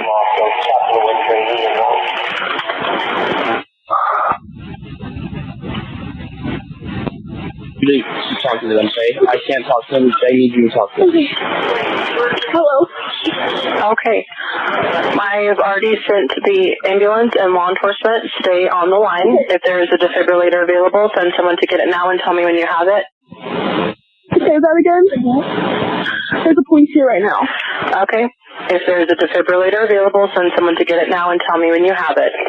We don't have one. I think yes. Do you have a defibrillator? Yes, you have one. Are you talking to the officer? Yes. Okay, I'm going to let you go since he's there with you and can help you. Okay, thank you. Bye. Okay. 11:59 a.m. 49 seconds, November 13, 2013. Well, that's what we were saying there, Sharon. So sorry about that, you guys. I think when I played it the second time there, I had muted myself, but I think the only way you could hear it was if I left my mic on. So I didn't realize that, and I was getting a Smirnoff ice lemonade. Yep. Oh, this one's good too, by the way. This is really good. Captain Morgan. It's called Mai Tai. Anyways, that is super good. It is, what do I say? Freaking shine's coming up it. I don't know. It was like peaches. It's like, yeah, it's like Captain Morgan and peach. Anyways, so I'm putting a couple back today. Has been bought these yesterday. So, and they're like so good and I'm so warm. So this is just so good on the face, just saying. It feels so good. But anyways, yeah, that's what was confusing though, Sharon, was I know. Is that you're going like, come on, like, how come we're not hearing about blood? Like, what do you mean she passed out? What do you mean she's not breathing? You know, like, are you not looking, you're not seeing blood? Obviously, if you're looking to see if the person's breathing, like, wouldn't you be like trying to touch them, like, wake up, you know, but you would see the blood. There's like a lot of people there, you know? So, yeah. So, I mean, obviously it's the 911 call. It doesn't seem to make sense about it because it's like, did you not see blood splatter? You know, did you not see? I mean, right? Even if it was there, right? Oh, there she is. She's coming to join us for a few minutes, guys. Hey, Charmaine. Charmaine. Oh, can't hear you.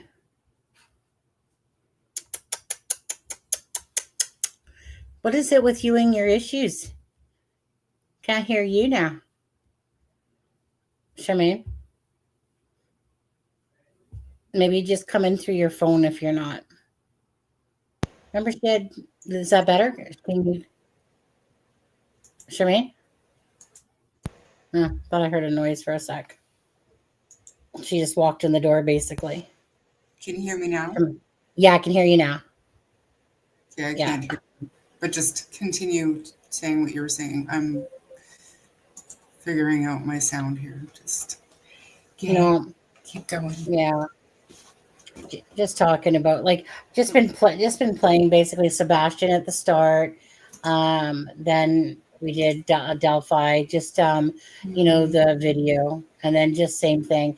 Like, I'm not going deep and hard into these things. It was just to go over these few things. Actually, you guys, while Charmaine's doing that, I just want to actually play something else here. This is that little boy, Dane Paulson's. Heartbreaking. Recovering his body has given his family some closure and answers, but I know the grief and processing of this tragedy is ongoing and will be overwhelmingly difficult. Brand new information tonight about the death of 2-year-old Dane Paulson. The sheriff's office confirming today the toddler drowned in the Siletz River. They say there's no evidence of foul play. Good evening. Thanks for joining us, everybody. I'm Steve Dunn. And I'm Deborah Knapp. Today, officials gave new insight in the 11-day search for Dane.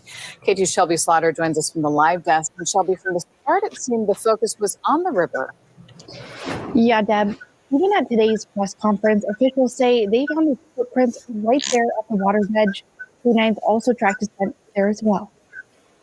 Ribbons and streamers lining a bridge above the Siletz River that took a 2-year-old's life. The last 12 days have been emotional, and the intense search efforts have taken a toll on our teams, our community, and most of all, on Dane's family. Officials with the Lincoln County Sheriff's Office holding a press conference on Thursday, giving new updates in what it took to recover Dane Paulson's body from the river. Results from this autopsy confirmed Dane's cause of death was drowning.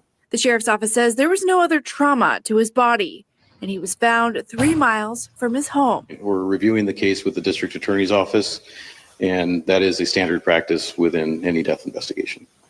At this time, no charges have been filed. Deputies say at the time of his disappearance, Dane was playing in his yard. Oh, that's just heartbreaking, isn't it, Charmaine? Yeah, it really is. I was following it when he was missing, and then I saw it, I think, on Facebook that they found him in the river. It's pretty sad. You know, I do have to say this, though, because, I mean, I seen Psychic Sleuth put up a thing, right? And I went back to listen to her original live that she did before he was found. And she literally said 3 miles west. And she even had the map up, and she goes, I think he's right here in this section here. And sure as shit, that's where he was actually found. Yeah. So I think they found his little footprints too. Yeah, they did. Yeah. I remember them showing some little footprints there. Basically, the person that was at the water basically had their footprint, and then the smaller little footprints there. But, you know, that's a hard lesson to learn, sadly. You know, you don't take your eyes off freaking children, man. Nope, no, not even for a second. Those suckers can get themselves into trouble fast. Haley was a prime example of that for my little niece when she was little. She was just a freaking holy terror, and you couldn't take your eyes off her. She was always into mischief. But when you especially live near water, you know, I mean, Never let them out of your sight. Yeah. No. Especially a 2-year-old. I mean, anything can happen. I get it. You know, I would get it if it was like more so a farm and the son was playing out there. And I don't want to put blame like on the parents because this is obviously devastating and it's a hard, this is the, like, I mean, at the end of the day, they're the ones that are responsible for why he is dead at the end of the day, because he was outside in the front yard. They were inside and he wandered off to the back. They didn't realize it. And as quick as, as fast as maybe that they did notice it, it was too late, sadly. And they have to live with that for the rest of their lives. Like, I couldn't imagine the guilt, the grief. Oh, no. I mean, yeah, devastating. Because obviously, you know what I mean? It's not like, I don't feel like these were like what I would call negligent parents. But just, they got a big yard, their kids outside playing, probably got to doing something for a minute. Next thing you know, it's like, where is he? A couple minutes probably went by, if not 5 or whatever. And then, and then next thing you know, by that time he's made it to the back, and that's just as fast as something can happen. Mhm. And unfortunately it did for this poor child. And it's just very sad, to lose a child. Yeah. And again, they're going to be their own worst enemy, beating themselves up,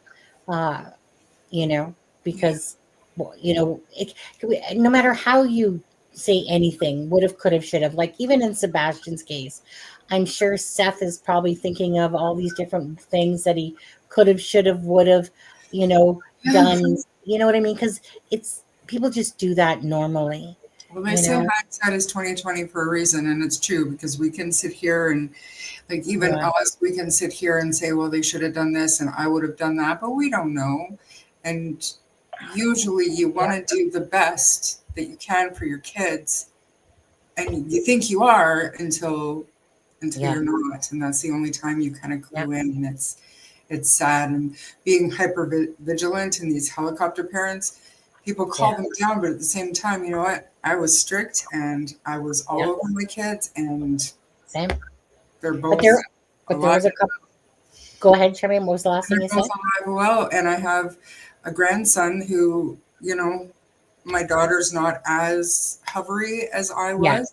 Yeah. But like, I bought her Apple tags, whatever they are, air tags, to sew into his backpack and stuff like that. Just because I'm not trying to be overprotective, but at the same time, you need to be. But you do. I feel like I was the same way like you were, Charmaine, for sure. But the thing is that there was a couple things that happened to me with the kids that, like just meaning absolutely unintentional. Like this one time, my sister was going to be picking up Haley, and Matthew and Haley were sitting in their little chairs, like those little plush chairs, with Mickey Mouse and whatever on them. They were sitting there watching frickin' Barney. My sister was going to be home, like to my house to pick up Haley in 15 minutes. I was literally watching the TV. I was laying on the couch, and all of a sudden I fell asleep. And then all of a sudden, my sister walks in the door and she's like, "Fran, where's the kids?" And I was like, "What do you mean?" And during that 15 minutes, Haley, who's a little shit, Haley got up on the stool, opened up the door, and they were on the side of the house. But you want to talk about fear and panic setting in right away, because, I am like someone would want to have me for a babysitter. That's how much I watch them. But again, we're not perfect. Like I said, I didn't intend on falling asleep for 10, 15 minutes there, but it just happened. I did. I would never think that Haley would frickin' get up on the stool and like bring the stool to the door and undo the bolt. And then next thing I know, her and Matthew are on the side of, like, we lived in a complex, right? Like townhouse complex. And so there was like a bunch of greenery beside us and behind us, and like a little tennis court area. Anyways, but yeah, so, that's where they were. But then another time, my sister, it was like, I think a birthday. I'm not sure if it was Haley's or somebody's birthday. My sister, and nobody knew. My sister opened up the door to grab something. Haley went on the back side of her. And so when my sister had turned her head and shut the door, Haley had scooted out. These two ladies come up the door a few minutes later with Haley and go basically like, what kind of disgusting parent are you? This Wow. child was literally in the street because where she lived in that same complex that we lived more in the middle. She lived right at the start. And then there was like the inlet road that was right there. But it was like just like that. You could be the most responsible parent. And it sounds like these were very loving, caring parents here. And unfortunately, Dane got to the back, went into the water, and ended up losing his life. It's so tragic.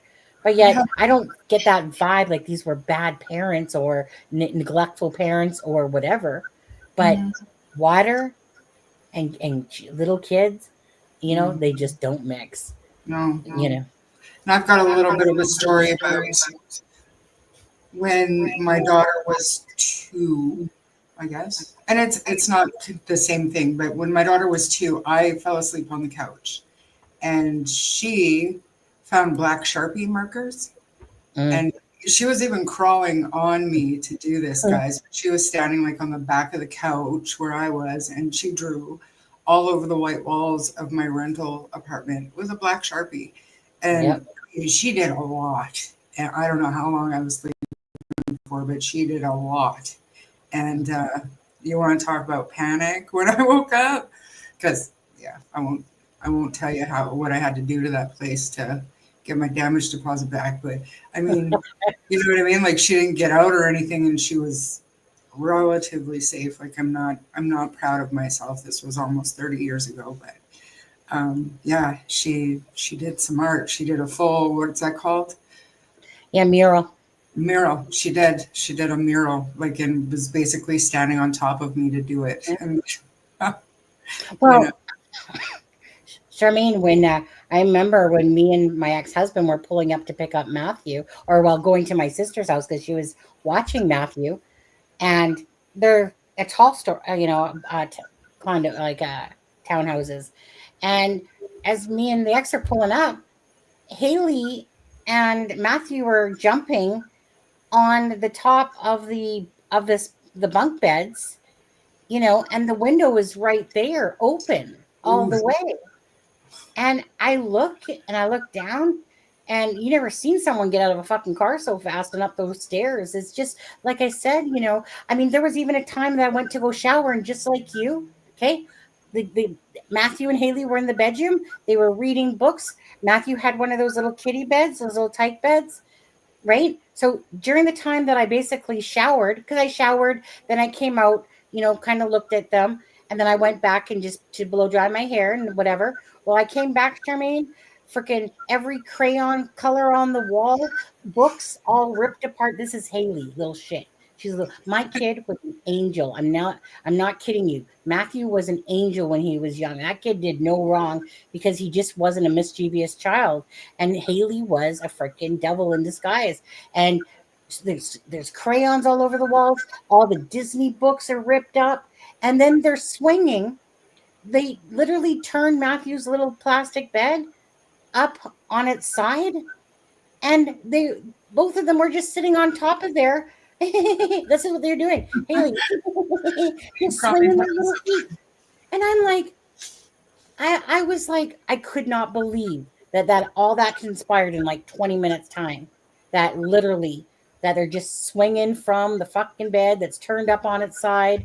And they're just sitting there giggling beside each other, laughing. And it's so fun. Oh my God. But anyways, but like, especially for me, Charmaine, because of the paper bag artist and the story for our family, that's why I had such bad nightmares. And that's why I was overprotective with Matthew, because he was my only son. I always had horrible nightmares of him getting taken from school because of the incident that happened with our family when we were younger. And it reared its ugly head after I had Matthew and he went to school. I was always so fearful that he would be taken while he was at school, because of our incident. And so, anyways, yeah, so it's just like I was very protective, and like I prided myself in just how much I was good at looking after children, because it was like, yeah, nothing's getting by me, but those moments happen. They And do. So thankfully nothing did happen, but sadly something happened, to poor Dane Paulson here, and the parents are just horrifically destroyed, that they are. Seth is so okay. Let's quickly do this because I don't want to keep it too long, and I don't want to be on too much longer. Let's start. Well, you know what? Let's, for the sake of it, let's start with Aspen Connor being arrested for a DUI in Indiana. Are we reviewing what you've already, because I haven't heard the 911 call. I've seen the Delphi video 1,000 times. And yes, I would love to hear what you had to say about this Aspen Connor news. Oh, well, no, just the fact that he was in Indiana. Obviously he got arrested for a DUI. I think he told somebody it was something else, like that it was trying to cover. Let me put it this way. Aspen does not like to look bad. Sorry, dude, you look like shit being arrested for a DUI, to be honest with you, in Indiana. And like I said, he was a total sellout, and, told that. So I just call it karma. So I'm not going to lie. Big smile on my face going, karma's a bitch, isn't it? You fuck people over, and then you go and do shit like this, and then you start drinking. I got no sympathy for drinking and driving. So whatever, embarrassment to himself to even be like, drinking and driving in itself is so selfish. Oh, how I wish there was an Aspen Connor 911 call. I mean, on a regular day, you think that he's regular. Sorry, Lacey, don't listen. Don't listen. We're talking about Aspen right now for a second. Hello, 911. I've been arrested. It's probably like Christian from behind the crime. No, he's probably like, somebody save me. Come bail me out for $250 and I'll pay you back out. But anyways, I got no respect for anyone that drinks and drives at all. I don't. I have no sympathy. I do not care. The minute you put yourself behind a wheel is the minute you're willing to take somebody else's life because of your selfishness. And I've seen it. My ex-husband's dad was killed when my ex-husband was 8 months old, lost his dad, and my ex-husband's dad, just like Matthew was a mini-me of his father, looks-wise. Steve, my ex-husband, is a mini-me of his father. They look so much alike. But to have his father taken away by a drunk driver, just like that lady and that husband that got married, and that selfish bitch got behind a wheel and took the wife and killed her because of her drinking and driving in that golf cart. Remember that story? Not like last year, but on and on and on and on. So I have no shame by saying, Aspen Connor, it's karma. What comes around goes around. When you fuck people over and then you decide to go drinking and trying to suck up people's assholes so you can do this documentary and all that other bullshit, I'm just saying, I'm feeling good going, karma's a bitch, dude. When you play with fire and you get burnt, well, there you go. There's a nice little mugshot of you being arrested, $250 bond. Enjoy that. That's all I'm gonna say. His mom. But just in general, I mean, he's in Indiana. I'm doing a documentary series or a docu series or whatever. Like, how embarrassing. Embarrassing, but I mean, even just the point of it is for anyone to get behind a wheel of. Okay, let me ask you: have you ever? Never. Not even one time when I was younger. Never. Have I gotten behind the wheel after having a Caesar? Oh, yes. Yeah. But if I go further than that, which is like so rare, I can't even tell you. But if I decide that I'm going to have a few drinks, I already know that I'm not driving that night. 90% of the time, my vehicle is not even with me. I don't even have the option. And there's been a few times in my life where I've had to take a taxi to get my car the next day because I would never. My mom used to do it all the time when we were kids, and she'd take my brother and I with her. And that's like a trauma thing for me. I would never. And I would never get into a vehicle with somebody that's been drinking either as an adult. Well, I was just going to say to that. So I think with the trauma, especially with the trauma with me, was I was 15 years old, and I lived in Calgary, and I went to James Fowler High School, and there was this really nice guy. Hey, me too. Did ya? Yeah. Oh, and so, but there was this really nice guy that I knew, and he lived right behind me, and his name was Don Cool, Cool. Anyway, so his name was Don Cool, just a really super nice guy. On Christmas Eve, the 23rd, him and his dad were driving back from Edmonton to Calgary, and a drunk driver went across the road and smashed head on into them. So the mom, that was her only son. Okay. I'll never forget that. So every time the 23rd comes, and this is when I was 15, you guys, I'm 40, I'm 55 now. So that's obviously, when I was 40 years old, 40 years ago. Okay.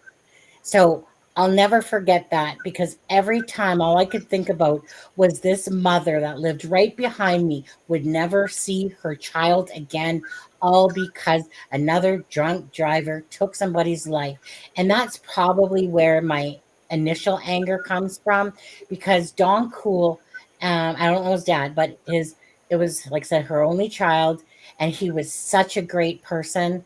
And to know that this house behind me now, Dawn, I'd never see Dawn again. And so I just don't have any tolerance for people that drink and drive. Like that stupid bitch that took the life of that married, the husband and wife that got married, and they were in the golf cart. She literally destroyed so many lives because of her selfish actions. And then she was acting like, "Look, Daddy, I didn't," like, sorry, but you did. That's You right. know what? Sit behind jail for 20 years. I don't give a fuck. You got behind the wheel. You were bar hopping along. You literally took this man's wife on the day that they got married. And you want me to feel sorry for you, you selfish bitch? Absolutely not. You might not have meant to do it, but you made a conscious decision, drunk or not. People know. I don't care how drunk you get. People know that they shouldn't be driving when they're drunk. There are people who don't think that they're drunk. Yeah, I know. Or they think that they're the best drivers in the world when they're drinking. It's amazing how people justify that shit. I don't. So in all fairness, really, like for Aspen, like going back to Aspen on this one, I'm sorry, you are an embarrassment to mankind here, dude. You literally are what I can't stand in somebody doing. It's so besides besides the karma part, like fuck what you put out to the universe, stab someone in the back, blah blah blah. But I'm just talking just in general to him or to anybody else. You selfish asshole. You literally put other people's lives at risk. And he's probably going to say, "Oh no, it was just some pills, my ADHD pills that I took and blah blah blah blah." Oh, that's no. bullshit. Yeah, exactly. Okay. There's a couple people that called it. Aspen slurs on a good day, when he talks. But you know what? We don't know somebody inside and out. So who truly knows, to be honest with you? Like if you ever listen to Aspen, he has a slur about him, and it's I always remember you and we talked about one of the first videos he did, because at the time we were kind of questioning if we should be concerned or not, because he just didn't seem like the Adam that we were used to. Yeah, I know. I know. It won't shock me. We don't know what people do behind their, like, really truly, right? Yeah. I know he's a backstabber. I know he'll sell you his soul to the devil. Everybody shows their true colors eventually. You just have to give them the time. Hi, Goma. Okay, so let's move away from him. Aspen Connor, you reap what you sow, dude. Ooh, look at that. Did he? I wonder if he had a record before or anything. If not, he does now in Indiana. Anyways, welcome, Goma. DD Kills, it's just all sad. There are key things. Whoever has the keys is the one in control, and it's just crazy. But trying to ask of a stranger, random person, and if it is a stranger, random person in public. Anyways, thank you for joining us, Goma. Thank you so much. Okay, so we'll quickly talk about Sebastian. Seth was in here for a few moments when I first started the live, just to pop in to say hi. There was a good video that I thought that Mike Damon had put out. But okay, one thing I did want to ask you, Charmaine, is if you don't mind, we're just gonna do, like I said, go through these really quick. But okay, I remember this screenshot. Do you ever remember reading this with Sebastian's case? This is from Melissa Proudfoot. You know, the mouthy bitch that was in our live the one time. But anyways, Yeah. So read this and just honestly tell me what you think of this post on February 27th.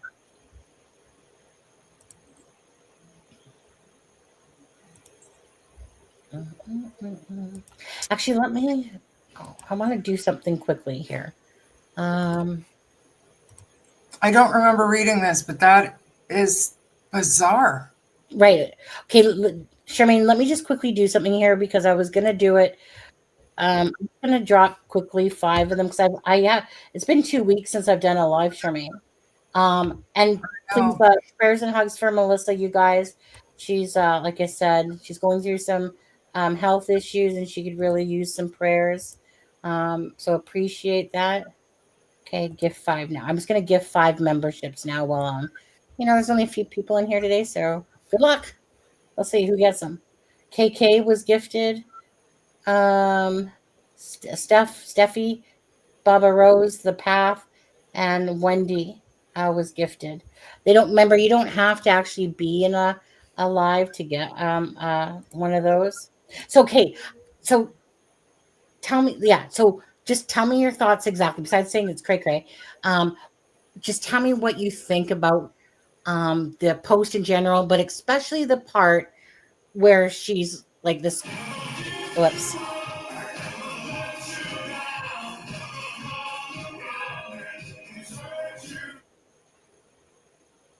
Okay. I'm going to turn off things, those, but just tell me what you think, especially of her, thinking out of the box theory. I mean, that's not even just thinking out of the box. So if he walked out of the house in the middle of the night with his glasses flashing at 6:30 a.m. yesterday, so this is like one day after Sebastian walked away, you're already, I mean, I don't see my brain ever going there, that maybe he got into a car and fell asleep and then what? Then got to their job and got out of the car. It's not even normal. Not only is it not plausible, I mean, to think that somebody just got in their car and he wouldn't have woken up, but they didn't notice a kid in their back seat to drive all the way to work. I mean, it's like when I first seen this post, I was just like instantly it struck me as just weird and odd. Like it just was weird. It wasn't like a normal thought. No. I don't remember ever seeing this because I mean I'm shook about it because that's a scenario that I think if it came out that that's what would have happened, we would have found out about it like that day, and we would have been like, oh my God, who knew that a kid would even do that, and then somebody wouldn't even notice. But then where did he go, Melissa? Did he get out of the car and he didn't know where he was, so he wandered around until, like, it's been over a year, so somebody would have seen him. This doesn't even, I don't even know what to say. Like, you can't. Well, I mean, a really bad book might write something like that, I guess. Made for TV movie, maybe. Yeah. Goma. It's a rural area with kind of like really big homes, so they got some, pretty decent, some really nice yards around there. But it was in Hendersonville, of course, Tennessee. This one is 1008. You can look it up yourself. 1008 Stratford Court. Or no, Stratford. Stafford Court. Yeah, Stafford Court. Stafford. Stafford. But anyway, so we're talking about the 27th. And do you remember that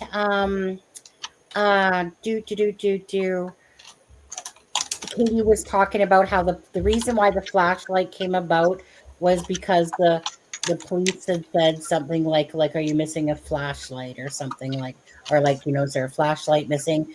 Considering it happened between 12 to 6 a.m. type of thing.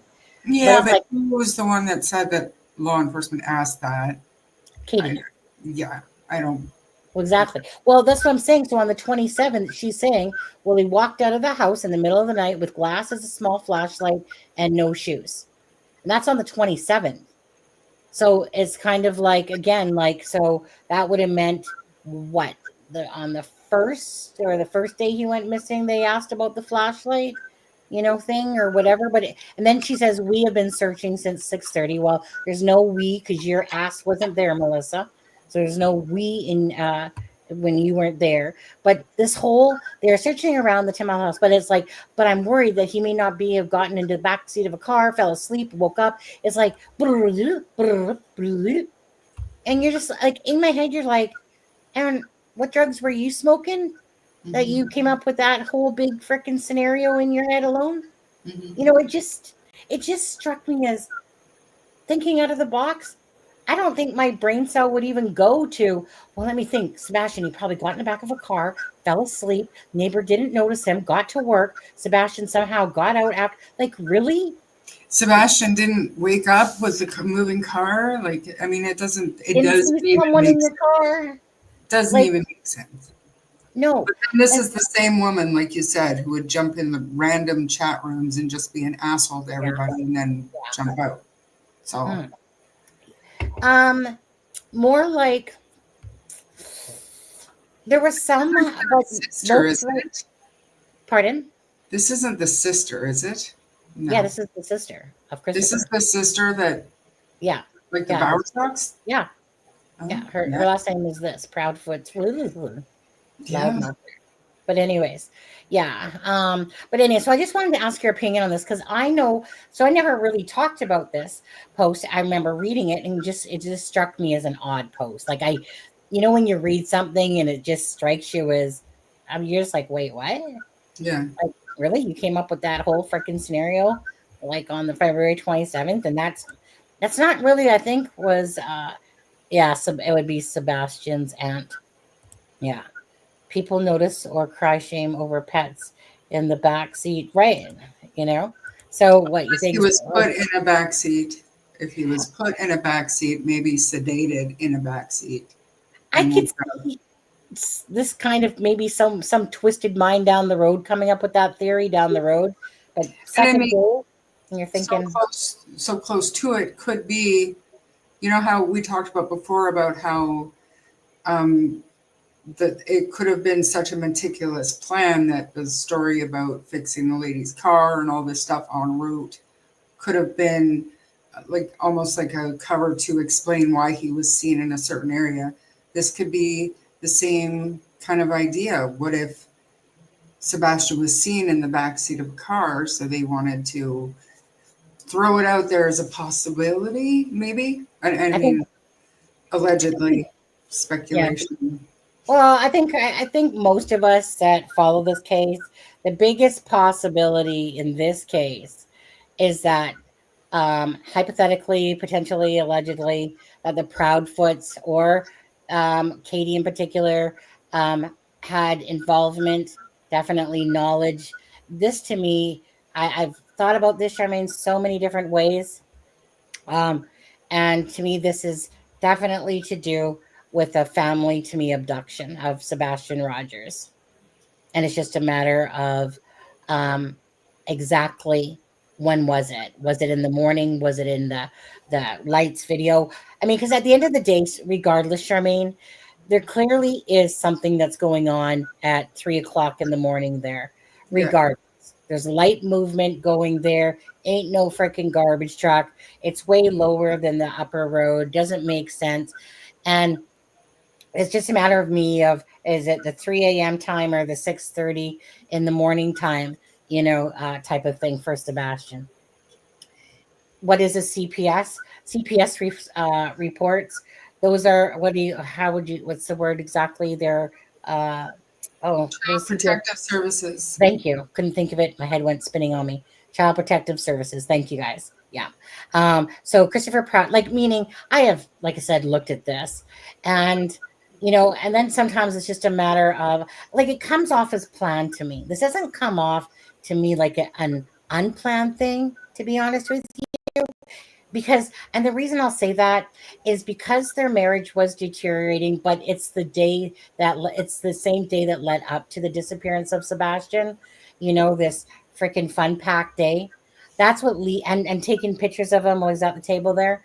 That strange green hoodie thing I can't get over that strangeness about that, to be honest with you. There's something just very strange about that. I mean, I know that the police said, but you know what? Trust me. Don't believe everything from those guys, because if we believe them in Delphi, where would we be? Honestly. But that green hoodie thing at the thing, and Dog the Bounty Hunter keeps posting that video, on his channel, they keep posting that video. There's just something strange. Now, actually, what's weird is the guy that's in the yellow banana suit, jacket. If you actually look at that guy's phone, so he kind of does this weird thing with his arm. But if you actually look at his phone, you can see the reflection of Sebastian in his phone.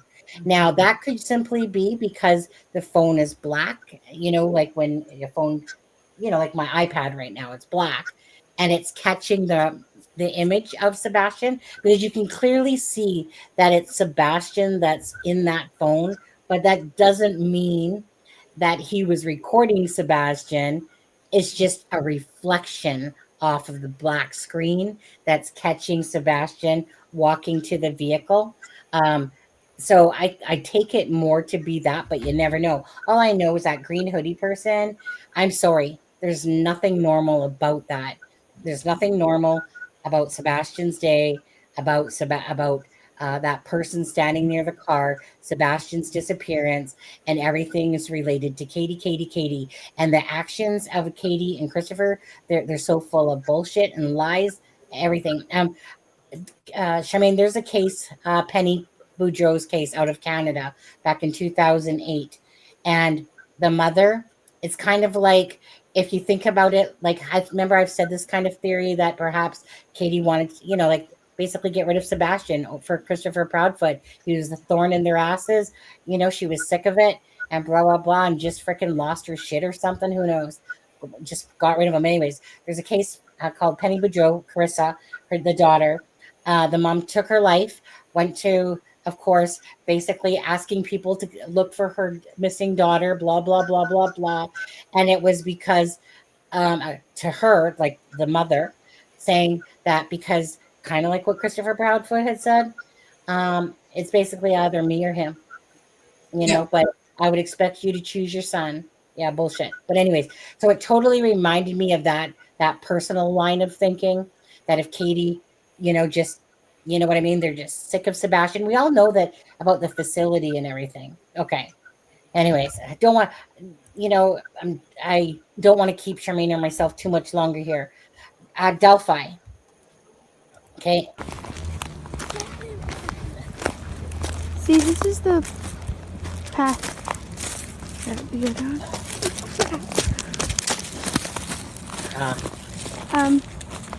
There's no path going there, so we have to go down here. Any questions that it's not Richard Allen there, Charmaine? I mean, no, I didn't. When I was watching this video, after probably the 10th time because I was kind of emotional, actually. I was surprised at how emotional it made me. Yeah. I really didn't spend a whole lot of time studying that man. Yeah. The voice, the enhanced voice, and even when I put it on like my headphones, I cannot wait to hear the interrogation videos to get a good listen to his actual voice, not the gondola one and not the wheelchair one, because I've listened, I've done all of that. I was more enthralled with what the girls said and their demeanor, and at what point. No Goma. How terrified I believe that they were.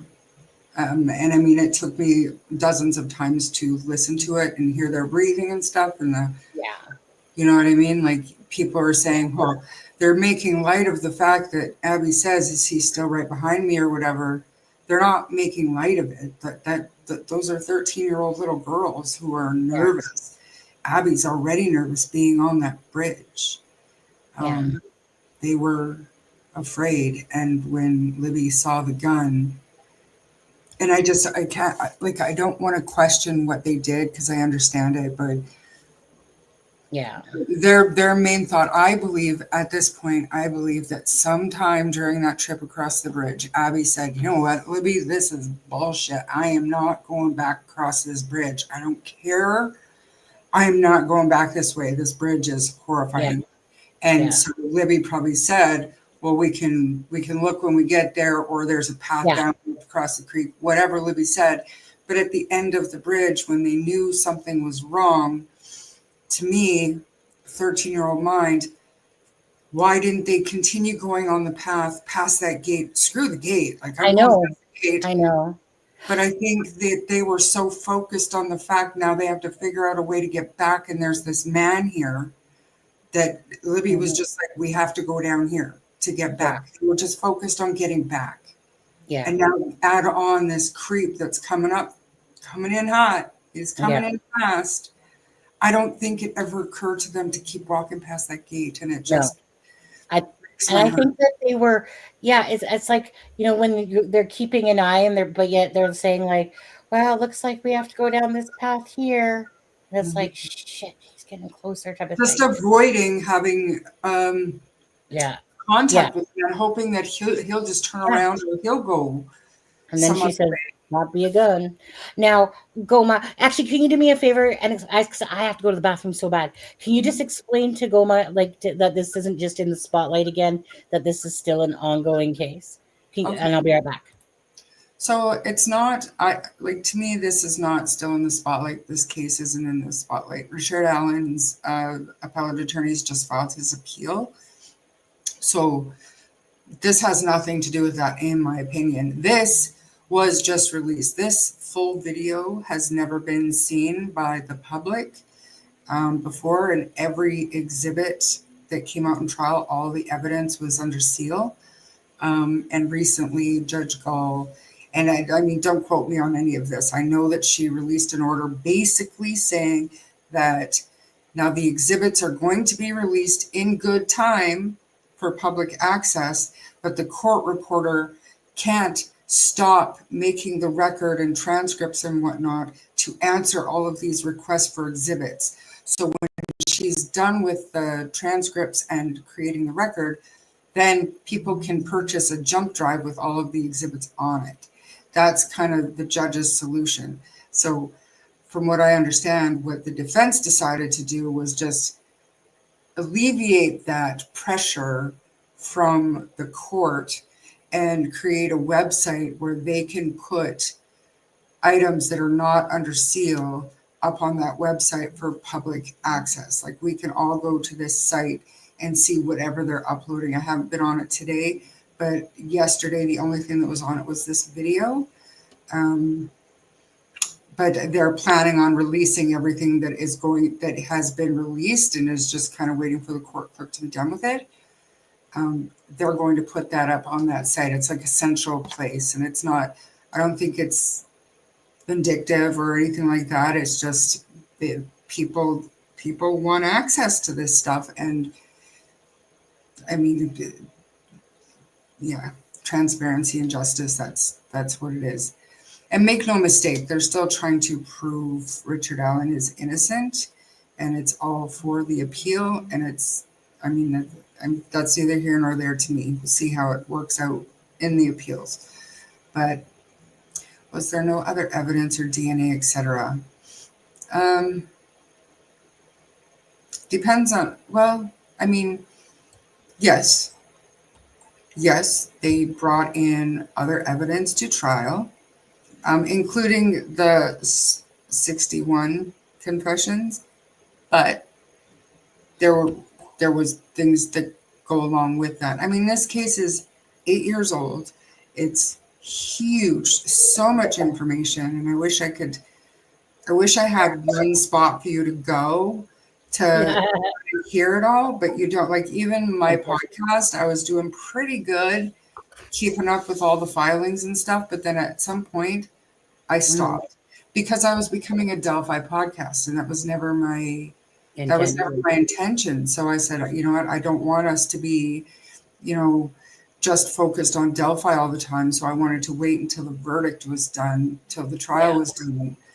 And so that's what I did. And to be honest with you, I still haven't done like a finale Delphi, and I don't know that I will. There's really no need. Like, when stuff like this comes out, I think it's important to talk about it because we've all been wondering about it for 8 years. Like, when that video first came out, I don't know about you, Sunny, but when I saw it and I saw how close he was to them. Oh yes, we were talking about that when blew my mind. My mind. Because even for me as well, I didn't realize how close Richard Allen was. I thought he was at least double behind them back than what he was with Abby. I didn't realize how close he was either. I know that the video, we knew it was 43 seconds, even though it's been said it was longer, and that was blah, blah, blah, blah, blah. I knew that the words were said at the end, so obviously the recording started before, and they were just putting the words to his walking. So I knew that. But yeah, so this definitely was very surreal, Charmaine, this video, because I never expected that we would see this video, I think. I thought, right, kind of like because the trial Goma was closed, and the only people that could give information was the people that were inside of it. Again, it's been a case that's been very frustrating on how it's been handled and / how it was closed, and we didn't get to see it ourselves, besides the people that were actually living in Indiana or traveled to Indiana on there. But this was a piece of the case that we knew. We had a visual of it. We knew basically what was said for the most part, but to literally see it truly with our own eyes, it's just devastating. It's even more devastating than what you already felt being devastated, because it's just like you can reach out and touch them and be like. And I think that's what it was for me. It was like, oh my God, you can see Abby, you can hear Libby, you can hear Abby, and it's like it brought them back to life, and then being as invested as we have been, knowing what happens when that camera stops is just. Make no Goma, he used a gun to get them to follow him, but he used a knife in the actual killings of the 2 girls. He even told his mother at Sharon Parker, I don't believe people do that. Well, the thing is that when someone's trying to confess the shit out of themselves, I feel like Richard Allen felt that I feel like he did feel badly. Like, I do feel like that he does have remorse about what he did. And I think he's trying to clear his fucking conscience there by telling his mom, telling his wife, like, look, I'm a piece of shit, but still love me anyway. That's all I need to hear from you, and so, yeah. I just really struggle with, him as far as we know, never doing it before and then living a clean life afterwards. I mean, and no, he had depression and that kind of mental illness, but schizophrenia or psychotic breaks, no, not until he had a psychotic break once he was in a segregation in a prison for 6 months. And then he had a psychotic break. But when he was living his life, he held a full-time job. He had a marriage. Full-time job. And the phone that went missing, Charmaine? The same phone went missing. Out of all those phones, the phone from 2017 goes missing. Like, don't get me wrong, I do believe it was Richard Allen. I just have a really hard time knowing what I know about serial killers and offenders that do these kinds of acts, especially on children. It's just, it's an enigma for sure. For sure. And I hope that they talk to him. I hope one day he actually spills the beans, you know? I think that he will once his appeal. Yeah. Once he realizes, but then of course you think that there'll be another appeal if he doesn't, like, let's say gets the appeal and whatever. And that's what I was trying to tell everybody, and that's everybody thought that I was, with Bob Mata and no, that's not what I was getting at. I was getting at, if he is guilty and we have the evidence to prove that he is guilty, then do it the right fucking way, because these appeals are going to go on. He's 130 years. He'll be appealing till the day he dies a natural death in prison because of all of this crap that's gone on. And I know the families have said they're not even going to pay attention to it, but it's still there. I know, exactly. Okay, now let's just go on to Idaho, and then we're going to scoot off here. So Idaho, the tape, have you listened to it? No, I've read the transcript a bunch of times, and I heard a little bit while I was trying to set up my stuff. You were playing it on. Do you want me to play it for you? Or it's about 4 minutes. Yes. Do you want me to play it? Okay. Yes. Okay, 1 second. Is this the one? Oh, yeah, this is 22.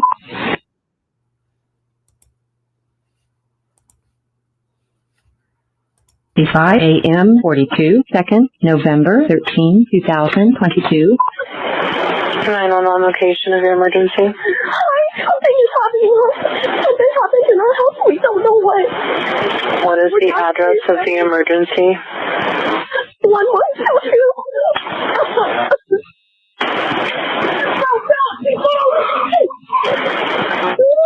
What is the rest of the address? Oh, Kings Road. Okay. And is that a house or an apartment? It's a house. Can you repeat the address to make sure that I have it right? I'll talk to you guys. We live at the White, so we're next to them. I need someone to repeat the address for verification. The address, 1122 King Road. And what's the phone number that you're calling from? What's your phone number?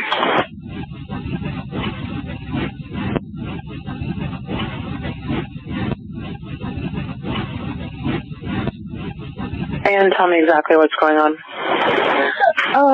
One of the roommates has passed out, and she was drunk last night, and she's not waking up. Okay. Oh, and they saw some man in their house last night. Yeah.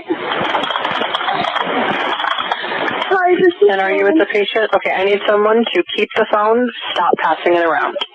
Can I just tell you what happened pretty much?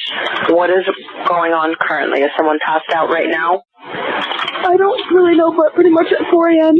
Okay, I need to know what's going on right now if someone is passed out. Can you find that out? Yeah, I'll come. Come on, but we gotta go check. But we have to.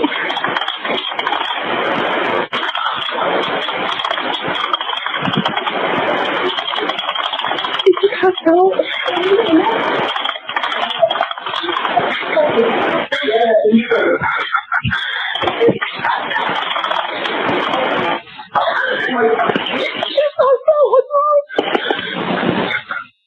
She's not waking up. Okay, one moment. I'm getting help started that way. Okay, thank you.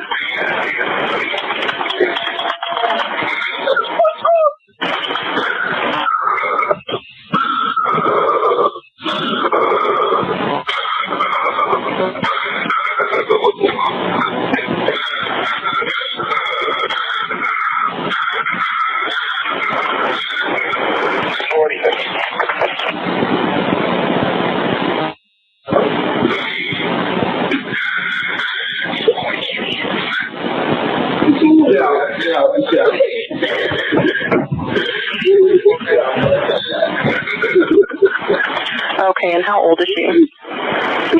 She's 20. 20, you said? Yes, 20. Here's one. Okay. Hello? Hello? Okay, I need someone to stop passing the phone around because I've talked to 4 different people. Okay, sorry, they just gave me the phone. Is she breathing? Hello? Is she breathing? No. Okay.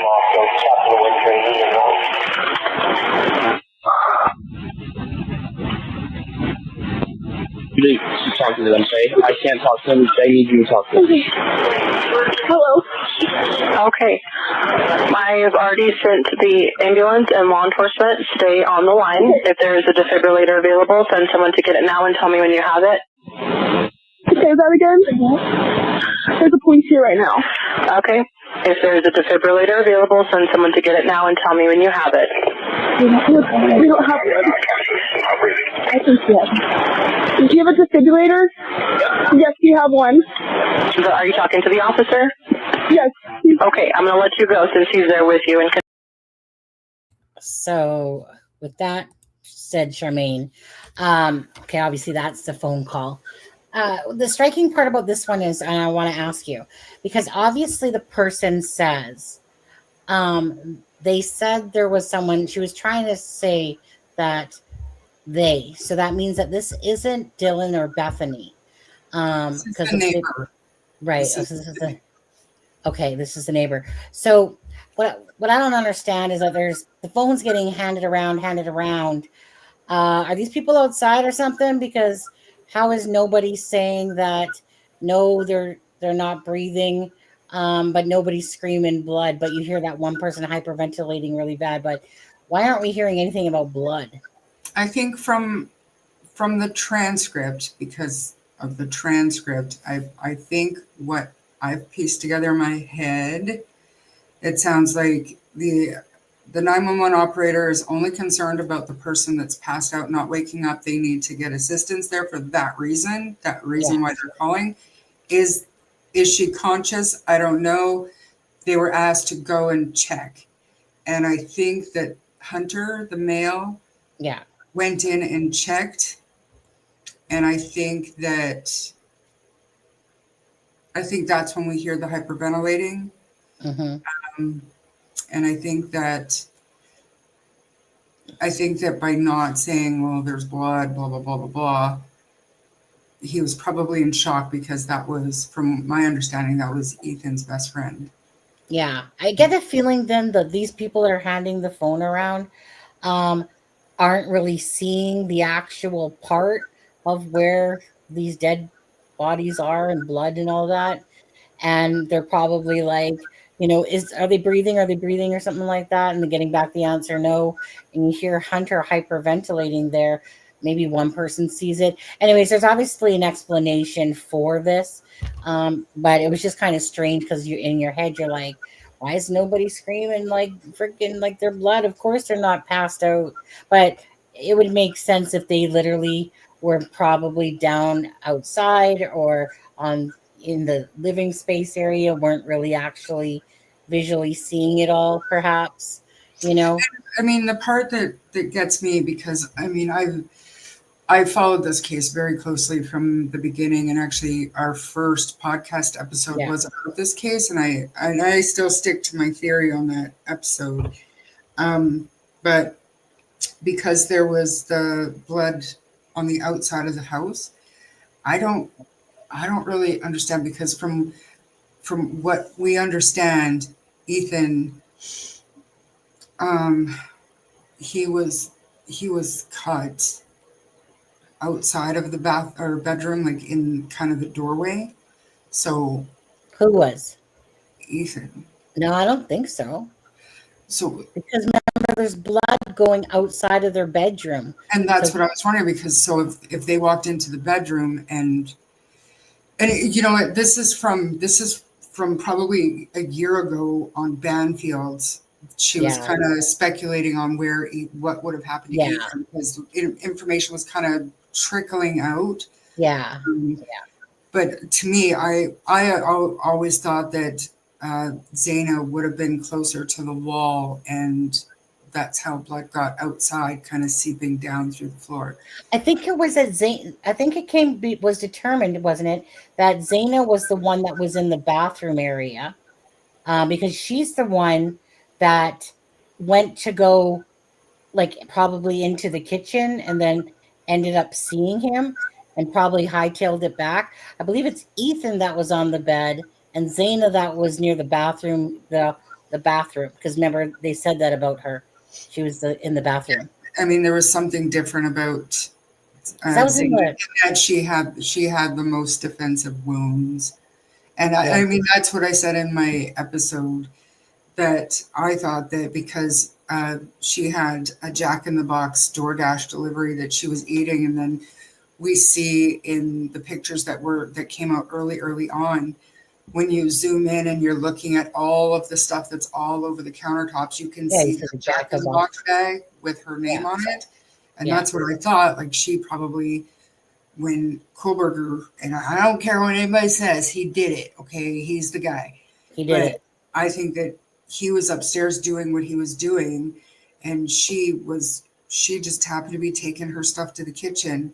And when he came down the stairs, she saw him, and I truly believe that that's the only reason that he found them, because he's like, oh shit, I've been seen, and he followed her back around the corner to their room. And I think that she's the one that said, oh my God, there's somebody in the house. I think that she said that to Ethan, and I thought that Ethan got up to go confront the person.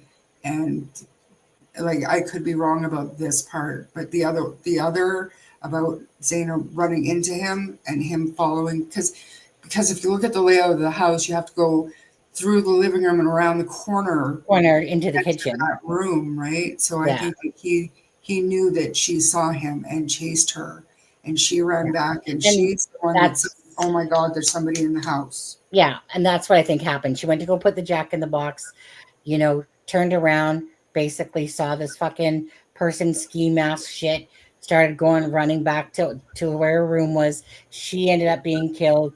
Ethan probably was either on the bed asleep or awake. Probably awake, perhaps.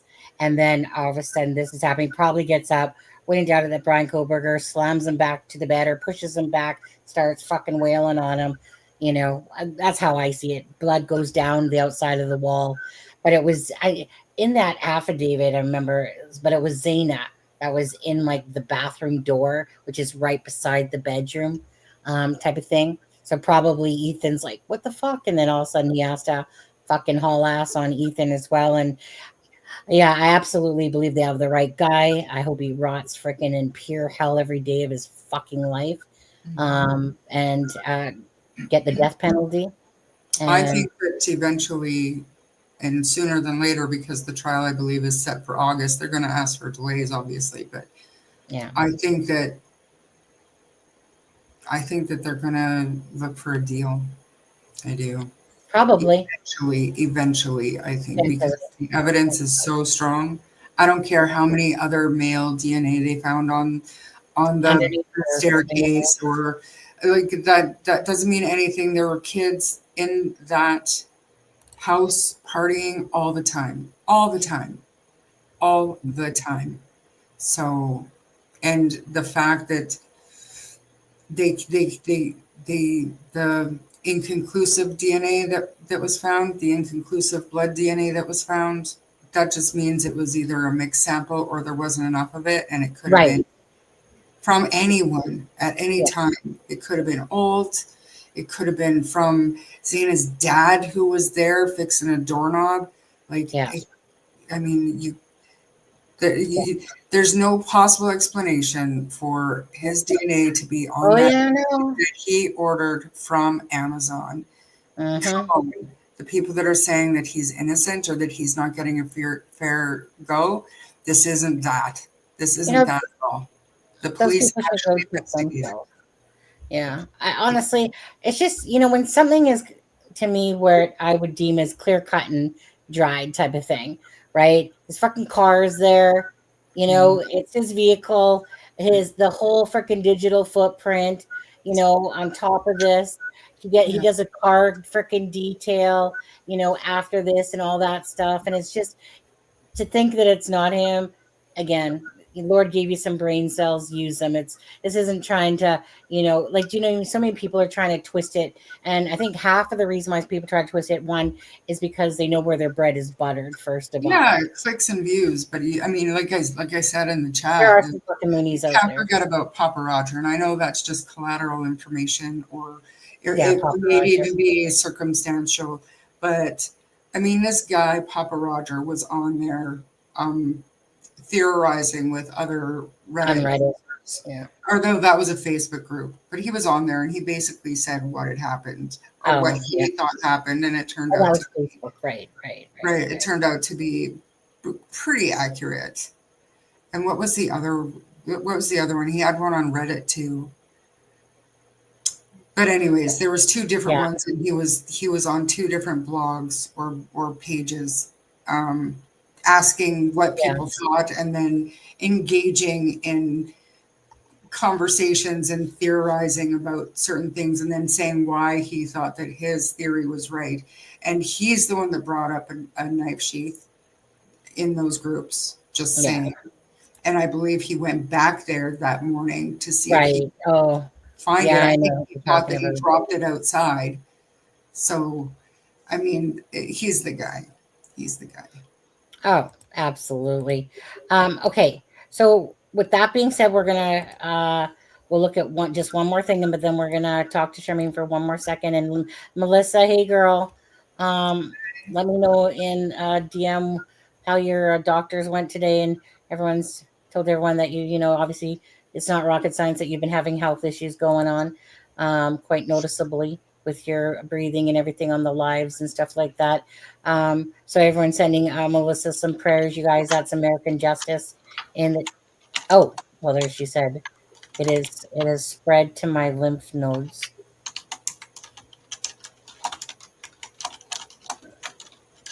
And there, I mean, if you feel like letting anyone know, Melissa, again, it's up to you.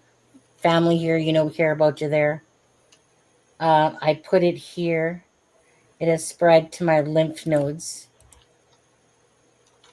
So that's okay, Goma. Yeah, but I think what Sharon's asking is what has spread to your lymph nodes. You're talking about cancer that spread to your lymph nodes. What is spread? Roger, right. There's the demolished house as it was getting demolished. Crazy. Another crazy fucked up place on there. Yeah, don't apologize, Goma. It's okay. We're covering 3 kind of cases here today. It's not just one. You are more aware of this one you said than the other one. So Charmaine, there you go. Thank you so much. Charmaine, are you getting married? No. Wait, what's the news? You pregnant? My family has been on me for forever and a day. Why am I not married? Blah, blah, blah. And then we all assume that I'm just never going to get married. So I like to play with them on Facebook and stuff.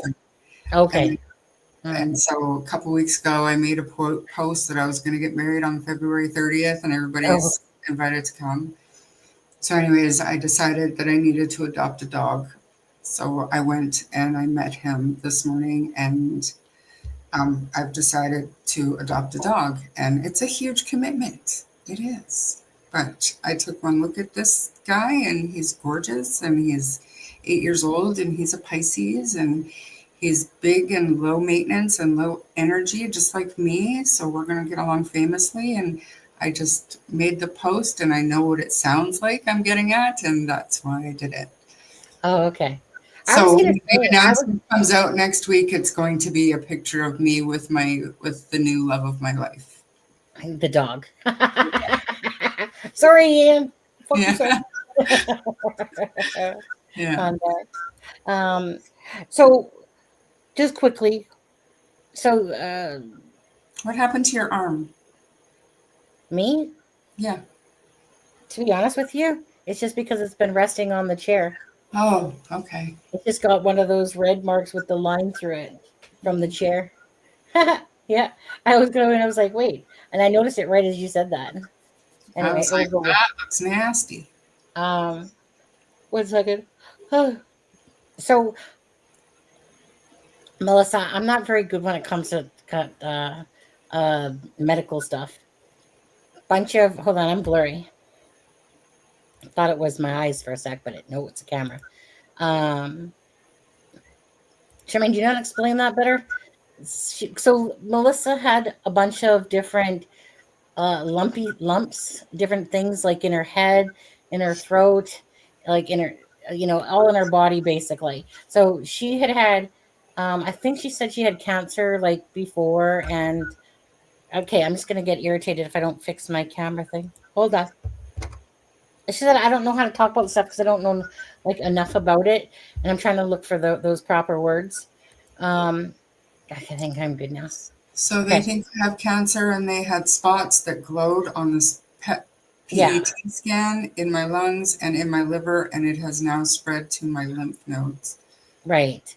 But the good news, I think, is they can do like blood work and stuff to confirm whether or not it's cancer, or do they have to do surgery to see if it's benign or not? Because I know that that's a difference. They can find cancer cells or tumors, but they could be benign, harmless, or I mean, I don't know a whole lot about cancer either, but I think that's a thing.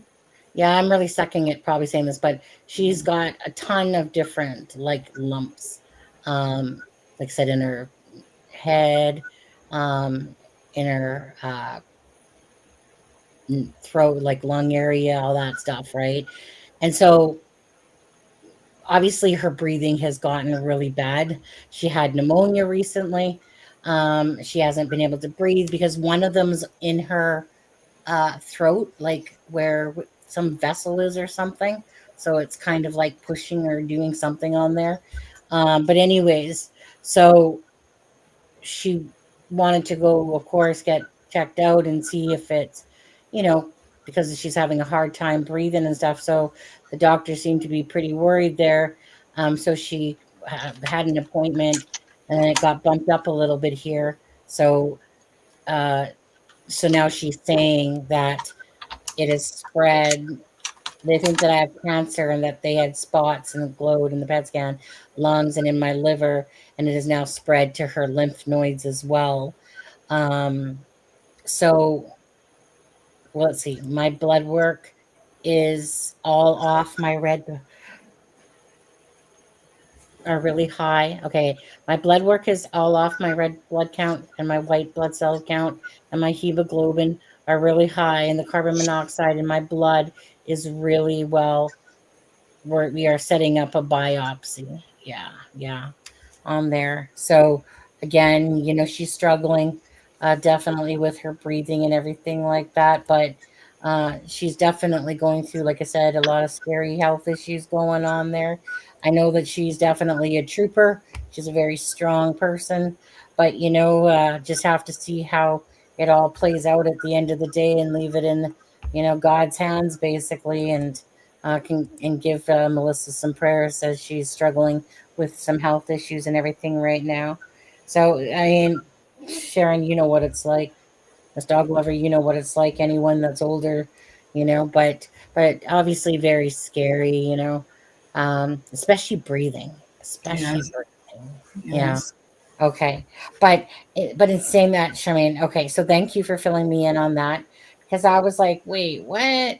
Yeah. Okay. It was funny. My daughter called me and she's like, "What's the post about?" And I said, "The dog," because I told her about the dog, and she's like, you're an asshole. I love you, but you're an asshole. And she hung up on me.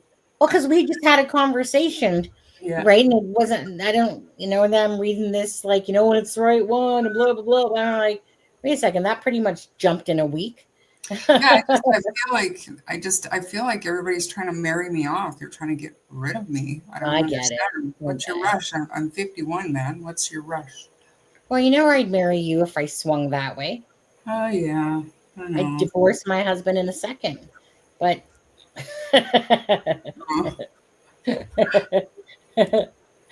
I knew you had breast cancer. Yeah, exactly. My mom. So I want to say this. My mom, tomorrow is her. I don't plan on doing a live tomorrow, to be honest with you. It would be my mom's 60.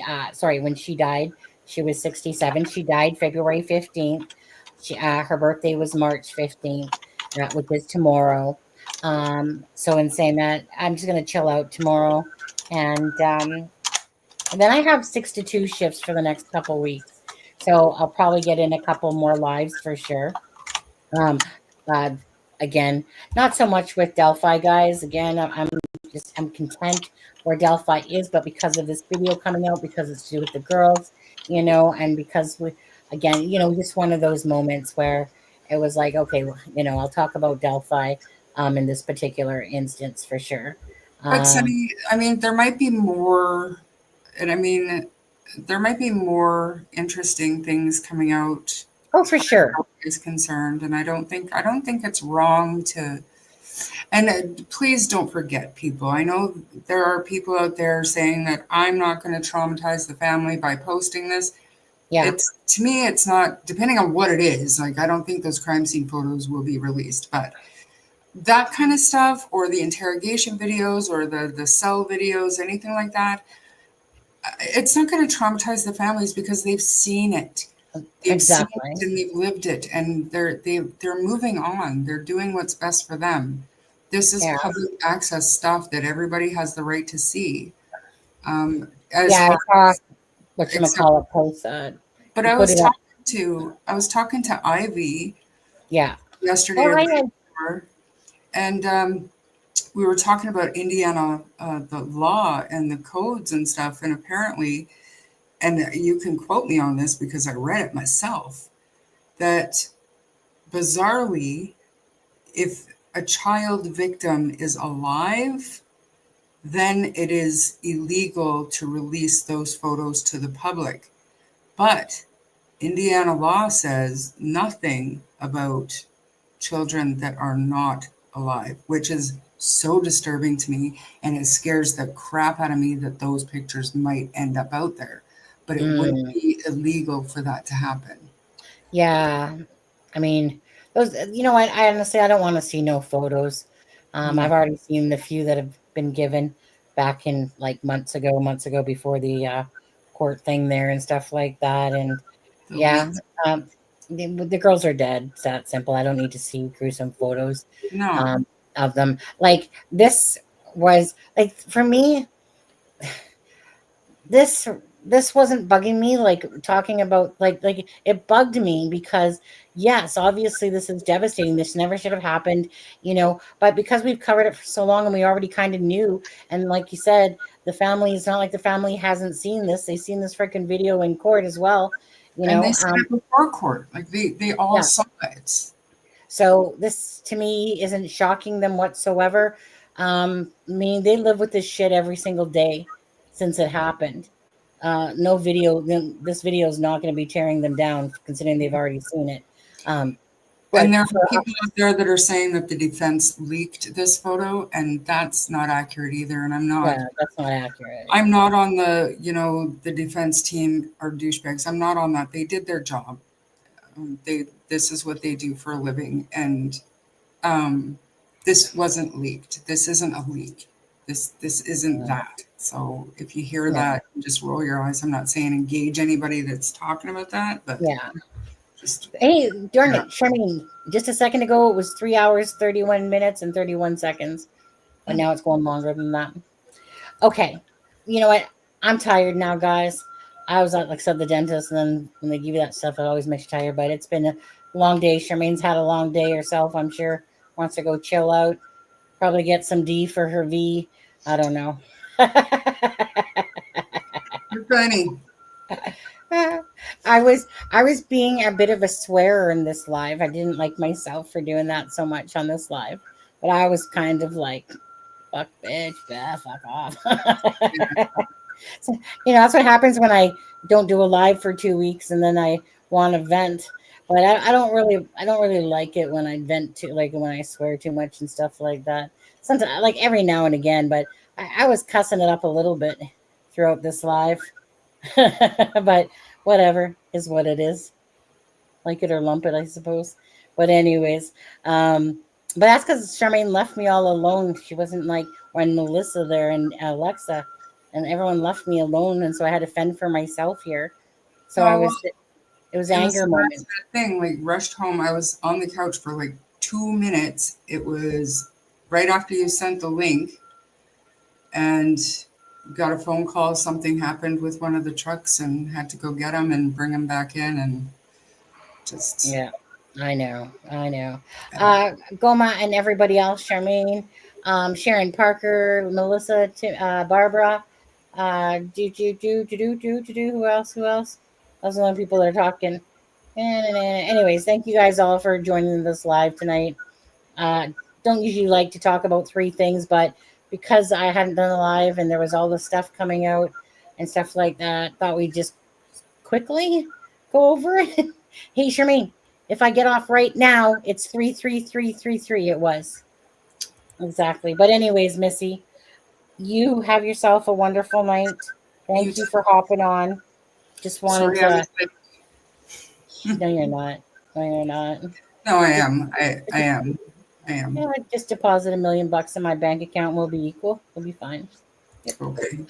In the next 10 minutes. Yeah, I know it takes anyway. Oh yeah, you know what sucks quickly? Actually, no, don't worry about it. But no, I was gonna say, you know what sucks? So just quickly, okay. So I was at the dentist, right? But I have to get like this partial dental thing or denture thing or whatever it is. So my husband's, so I have really good coverage, right? I got 75% major, 4,000 basic. Well, 4,000 basic, but 75 can be major, right? Most people only have 50, you know that. Guess whose company decided that they were going to cheap out after five different freaking insurance companies later? Yeah. So I had to dish out $700 out of my pocket on top of because you know how they go over the blue book value? Yeah. For like 300 fuckers. But anyways, and I'm just like, so Charmaine, it was a nightmare. Okay. My twin sister and my husband work at the same company. Same with my sister-in-law, same with my brother-in-law. They work at the same construction company, and I'm just like, so before they had major time, I want to use it, to double up back to back so I don't have to pay anything. Yeah. Nope. Nothing. This doesn't have any. Doesn't have shit. So ignorant. Oh my God. Right. $700 out of my own pocket. Fuck you. You criminals. Fucking fuckers. That's for a bridge? Like a bridge? Like a partial? I'm not sure. No, it's not called a bridge, I don't think. I don't even know what it's called, really. No. It's just for a side tooth on the back, right? It's just because it's kind of like what I consider still part of my smile, but it's still back more. So yeah, it's just the same thing. Yeah. So basically, because I have diabetes, it could reject, and those are more expensive, like the regular implant ones, type of thing. But anyways, I'm gonna leave this with a Colgate commercial or something like that. Make sure you brush your teeth before you get old and lose them. But anyways, so anyways, it was like $2,095. And well, I mean, I still have to go get it molded or whatever. But $2,095, blue book value was $1,875. So I have 75% coverage. So that's $1,426 or something. So yeah, the difference between $1,400 and $2,100, $700, fuckers, criminals. It pisses me off, when they go like $300 over the blue book value. You guys in America, I mean, you guys suck it anyway with your freaking medical. I mean, I know ours looks like, freaking diamonds compared to your guys' stuff over there. So who am I to complain, really? But it's just that normally my husband had double the coverage, But yeah, no, it took me forever just to, right? Because they keep changing plans. And then all of a sudden, when I finally get it figured out, my twin tells my husband, "Oh, by the way, we don't have major anymore." Fuckers. Of course. You know how it is, though, Charmaine, right? The minute you get some income tax money back is the minute that you got to put out like that. You know how it is, guys, right? The minute you have money, your car breaks down, freaking fridge goes, something goes. Yeah. Stuff like that. Pisses me. But anyways, such is life. Hope you're staying sunny. I got pretty good teeth regardless, but but still, shit happens. Anyways, that's it. All right, I'm done venting now. Okay. Anything you need to say before we go, Bissy? So you're not pregnant, you're not getting married.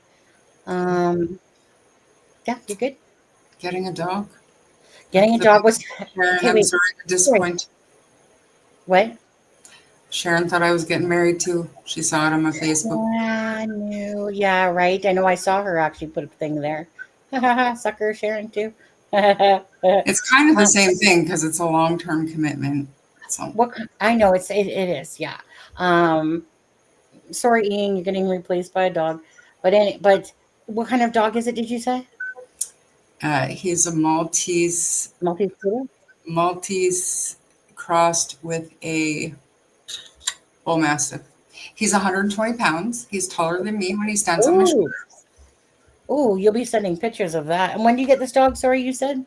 I can pick him up whenever, but I'm thinking because my last day in Fox Creek is going to be Wednesday. Yeah. So I'll probably go pick him up after And then that. you're heading back to BC here? Yeah, within the next 10 days, we'll be heading to BC. Yeah. And you're going to be up in Salmon Arm there? Yeah. On the lake? On the lake until about July, and then that's when the house should be done, and then we'll move up to the top of the mountain. Yeah. Oh, yeah, right. Because you guys, they got this freaking Ian that he's been building this big, awesome house on top of a mountain. It's like where rich people move up to so they can look down on us paupers. So So I thought, is he renting out any parts of that home?